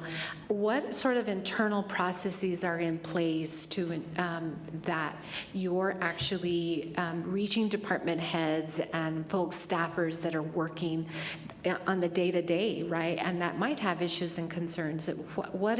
Speak to me about that. So the way we have our department structured, our purchasing department, is that our buyers are assigned to several different departments so that they can facilitate an easier communication method. Now, what a lot of people don't realize is there's a lot of involvement with competitive procurement. So do they really want to do it every year? I mean, that's not very helpful for some of our departments that are doing these large projects or large goods that they're purchasing. So we want to put that 48-month allowance to extend the contract at that. But we always include in our contracts a clause that indicates that we can terminate for any time. So the department will contact the buyer and say, you know, they're not doing a good job, they're late, they do this, they're not constantly following, they're not working with us effectively. And at that point, we can terminate the contract before an extension is made. Okay, Alice, so you're telling me that there is a process in place that when that renewal is coming up, that several months before, there's either an email or something that's going out to the department to say, look, this is a renewal time. What do you have in order for me to, right, is there how many positives? What are they? Are there negatives? I guess I want to be ensured that if we're going to limit this or just have this, and I know we've had them because this has come to us before, I just want to make sure that there's that internal communication that's occurring, that we can assure the public that these contracts are being processed in a way and that we are actually looking at the pros and cons to each of these contracts and holding our contractors accountable to their performance measures. Yes, so that's correct. Our buyer team will reach out to the department prior to that contract expiring, and they ask them those types of questions, and if they want to proceed, we get together the information needed to do the contract amendment to extend them for another year. Okay, thank you. I really appreciate that. I think that's really important, and I know that Mr. Peely and I have had some conversations with folks that have been concerned about, some of our contracts and specific to GeoBond, and I've appreciated David Cedillo and IFO really looking at that, and I just want to be assured that there is a process in place and there are those safety mechanisms. Yes, because I think it's important. I appreciated Councilor Flores' bringing up the McCord report. I think we're the only two, with the exception of Mayor, on council now that had to go through that process. It was a tough process and one that, she referred to. I just want to make sure that how is our Inspector General tied into these things related to, because we do have the Inspector General now, which was a recommendation that was made to us. How is he or she, I think it's a he, tied into this and sort of the conversations that were had in terms of improving our procurement? I haven't had a conversation with him yet or met him, but I know that right now he is working with our P-card administrator. Right now that's Donnie, and he is doing an audit of some of the P-card transactions that we've had. So right now that's the extent of his involvement with us at this point. Okay, thank you. So it's I know he's very new. Yes, I don't even maybe think a month. Yeah, okay, yes. So I appreciate tying him into these, the kinds of conversations. Now, Alice, were these, Alicia, want to make sure I'm calling people by their correct name. Alicia, now, were these sort of improvements and discussions ever had in our finance PRC, Policy Review Committee? They weren't, as far as I know. Oh, they weren't, I'm sorry. Our Policy Select Committee, yes. Yes. Okay, very the good. Finance Select Committee? Thank you. And then let's see, just looking through my sketchy notes. I do, another issue of concern that has been brought up, and Councilor Becomo, thank you for bringing up our NGOs. I think some of the feedback that was given to me when we are submitting requests for proposals and they're submitting their RFPs or their proposal through the system that we have outlined. One of the concerns has been that they're putting out sort of their business plan for a lot of ways, and they're very exposed about what they're going to do for a specific project and whatnot, and that goes out to, I don't know, is that system public? Do people get, like anybody off the street, able to review those projects or those proposals? They are. It's not until after we've awarded the contract, but it is all confidential prior to that. So it is confidential? Up until the award of the vendor. And then the award, then you place that in some system or we don't have it on a system, but anyone can do a public records request and get that information. So how do we protect their business? We do it for private companies. Why are we exposing NGOs to that that process? I don't believe we do it for private companies. No, what I mean is you protect them, and up until the very end, I don't know that their business plan and proposal is public. We treat them all the same, so whether it's a private or a nonprofit, we don't release any information unless it's asked, but that's after the award that the vendor has Okay, all right. been all awarded right. the contract. Thank you. I appreciate the comments. And okay, I think, is there any other comments?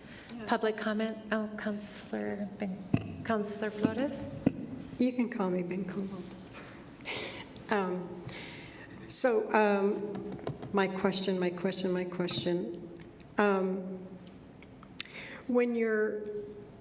When bidding is going out, it goes out to the world of that business, it goes out to the world. So theoretically, anyone can put in the bid. And then there's a conflict of interest within that select committee, or that whatever the committee. Selection Advisory Committee. Yeah. Yes. So what happens? How do you prevent something like department heads? Is there anything that? Well, I guess. When you get a bid and you get the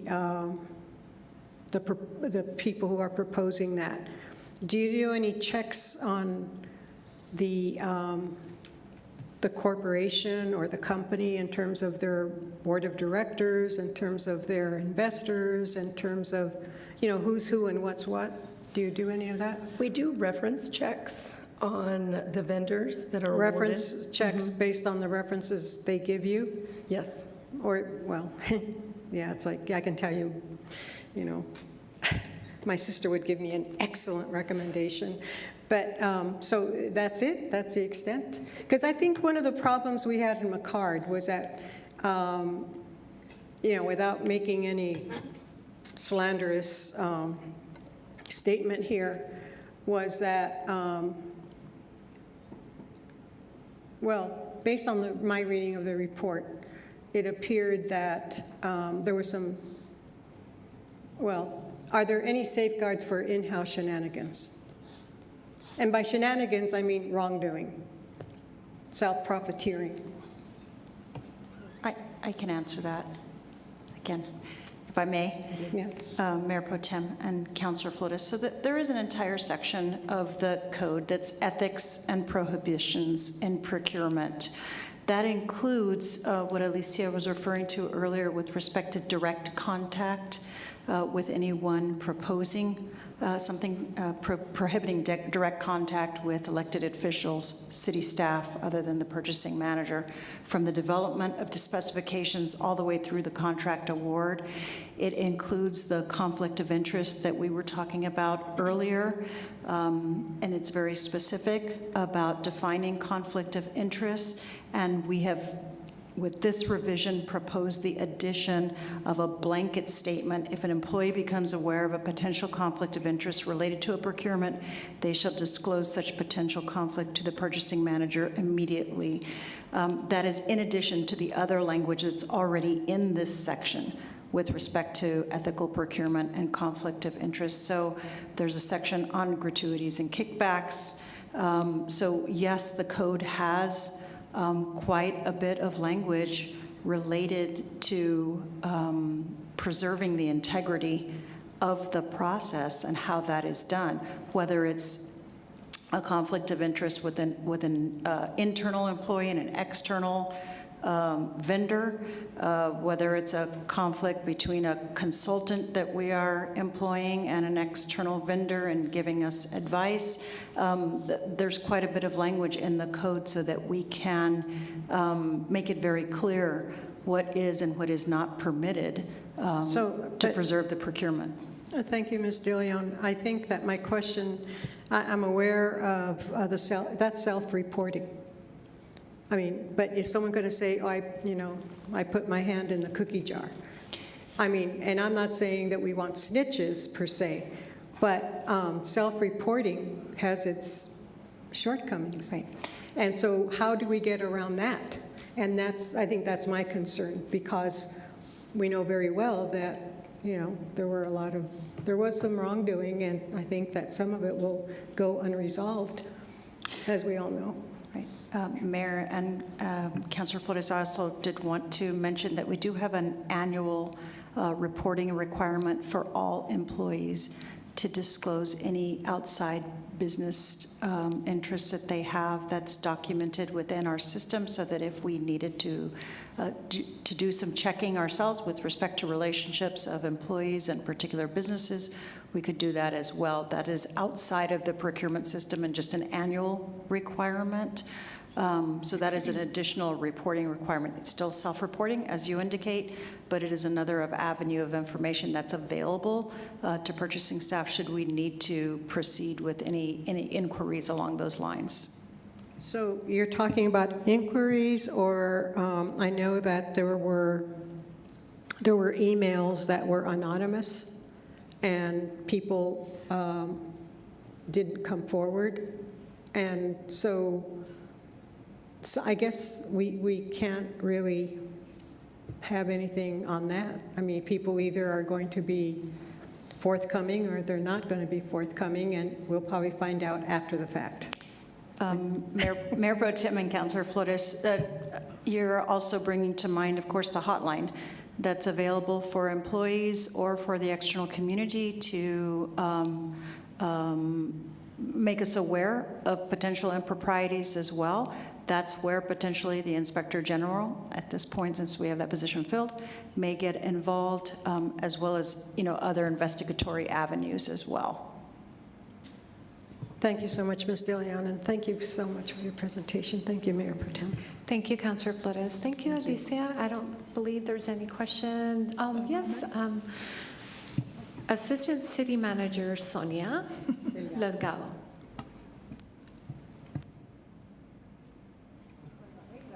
There you go. Sorry about that. Yes, Mayor Mertem, members of the council, Sonia Delgado, Assistant City Manager. I just wanted to add a little bit to this conversation. Although I know that we've had some issues in the past, and those, I believe, have been rectified, and I'd like to say that the finance team has done a great job of going back through and checking our processes and making sure that things are on par and that we're going to be followed through to the letter. And as one of the SAC chairs for this committee, that's very important to me. And I think that we have a great team. I think they understand what has happened. They understand the implications. And they themselves are the ones came forward and said, we should put these things into place. And so I trust that everyone on this team moving forward as we go through projects, as we talk about different things and making sure that paperwork is in place and that we are being very transparent is going to happen. And so I just want to say thank you to the finance team. Thank you to Barbara for helping us put that together. And I will do my best to ensure that these processes are followed and that we continue to change that perception out there, and which I understand, and sometimes things happen, and unfortunately everyone has to bear that brunt. But we do have a solid team, and we are making great strides moving forward, and I will help that also. So I just wanted to add that. Thank you. Thank you, Ms. Delgado. Appreciate it. Is there any public comment? Seeing none, Christine? This is on the motion to approve Ordinance 3026. Councilor Abeyta is absent. Councilor Graham? Yes. Councilor Bencomo? Yes. Councilor Cran? Yes.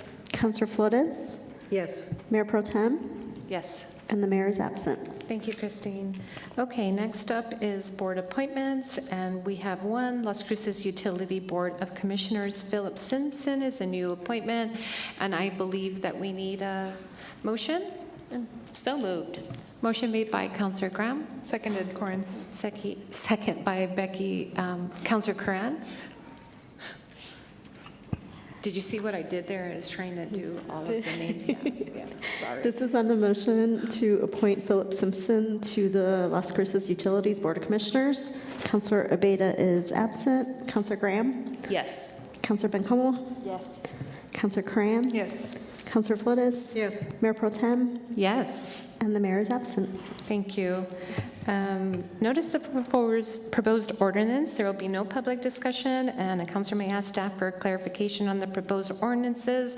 10.1, Council Bill number 23-021, ordinance numbers 3027. Bring it forward. Okay. It's brought forward by Councilor Graham.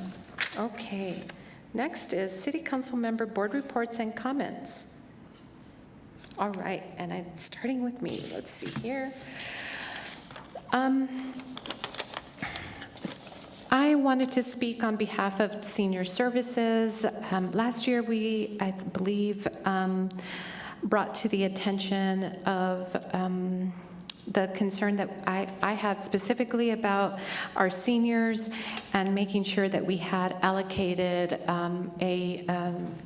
an amount to do an assessment, not only to conduct an assessment around the current services and the need, but because we're an aging population, I wanted to have this very robust needs assessment regarding our seniors in terms of what we have currently and what we're needing. And I'd like to get an update on that, Ifo, if I can. I haven't heard, and I know we've had some transition with our new director, so I'd like an update on that.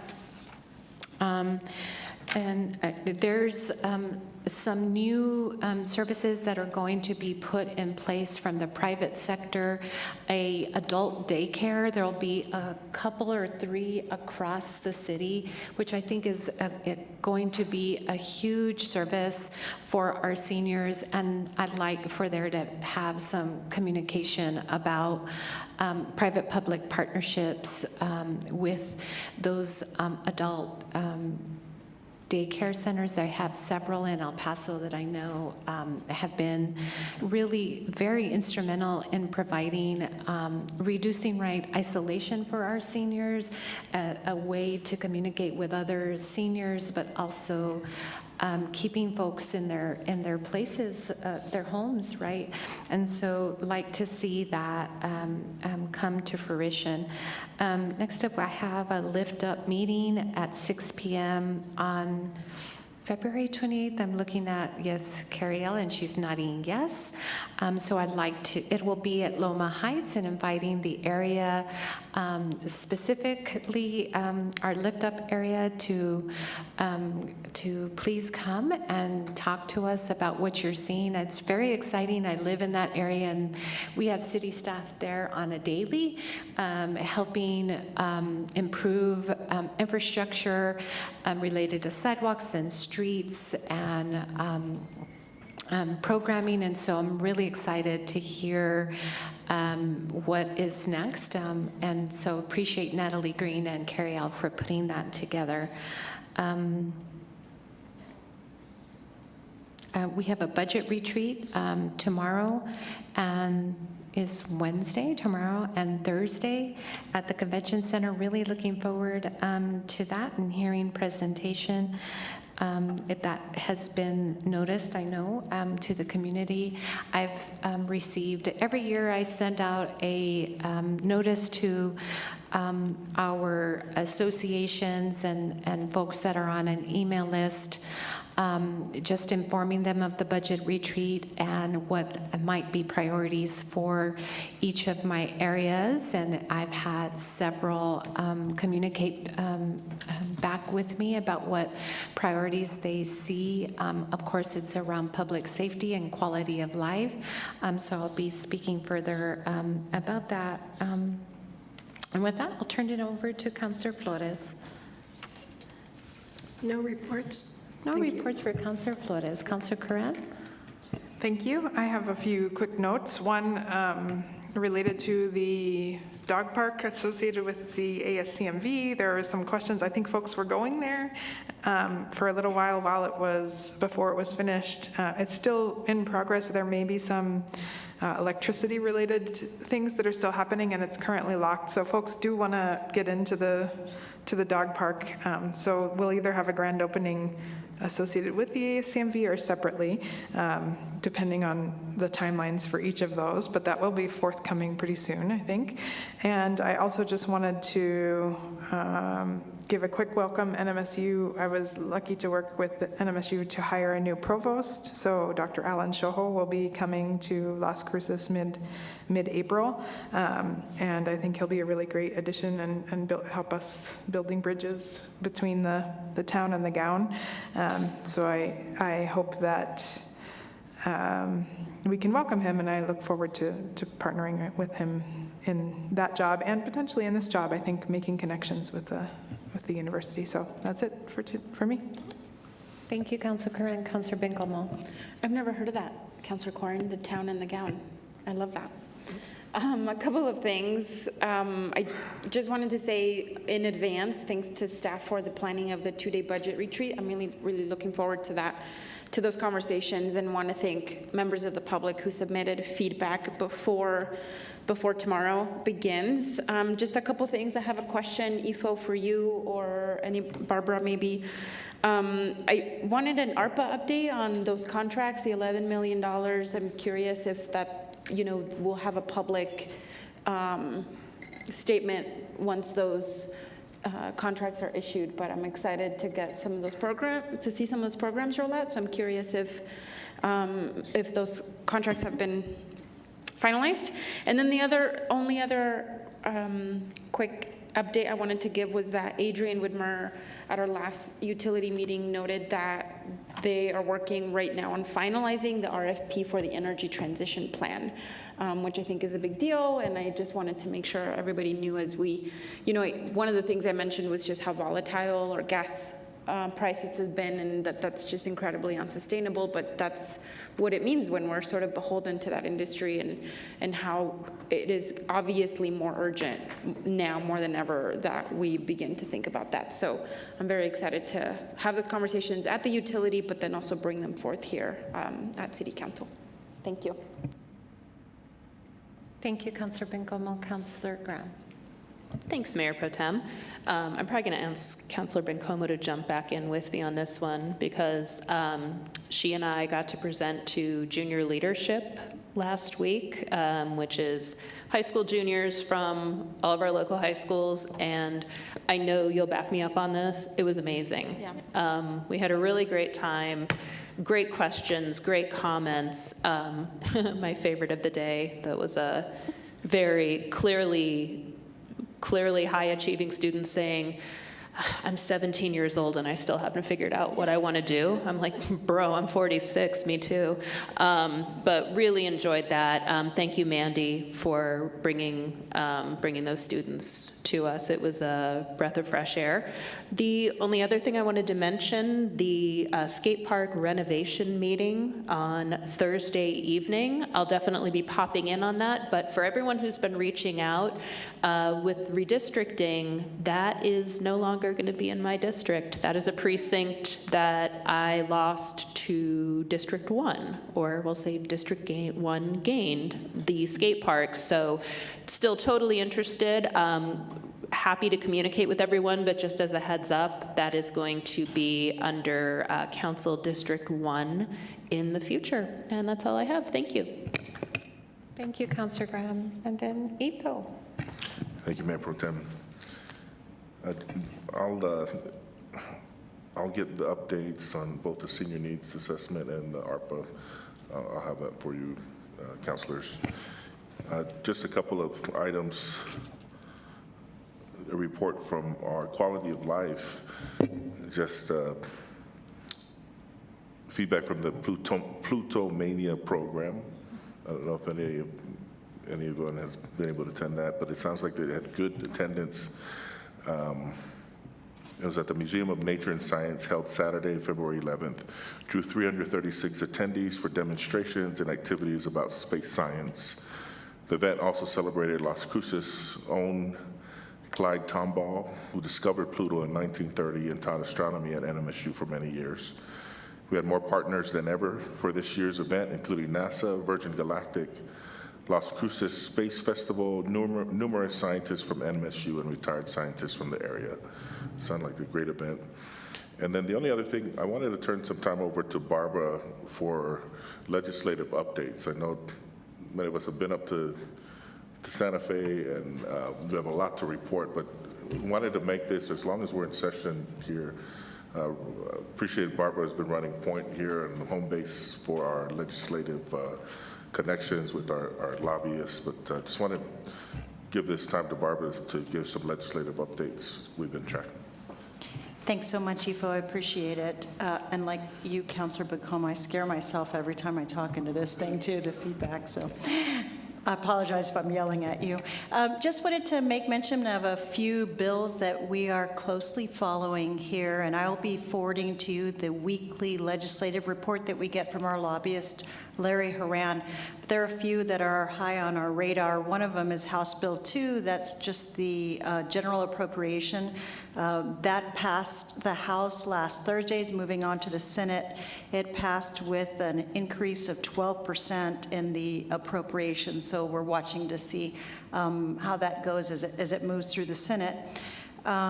We're closely watching House Bill 367. That's one of the bills that is going to impact or might impact our gross receipt taxes. I know that there was a hearing last week. IFO was at. All of the bills that are related to taxes are being tabled right now in favor of one omnibus bill that's being developed. The Municipal League is closely watching this. Our own economist has done some analysis on potential impacts to us based on changes that are being proposed to the bill. So we're staying on top of this so that we can provide testimony if needed as it moves through the House and Senate. We're tracking the Senate Bill 55, the statewide transit fund. If that one passes, it will provide for assistance of up to 50% for our local match for our transit system.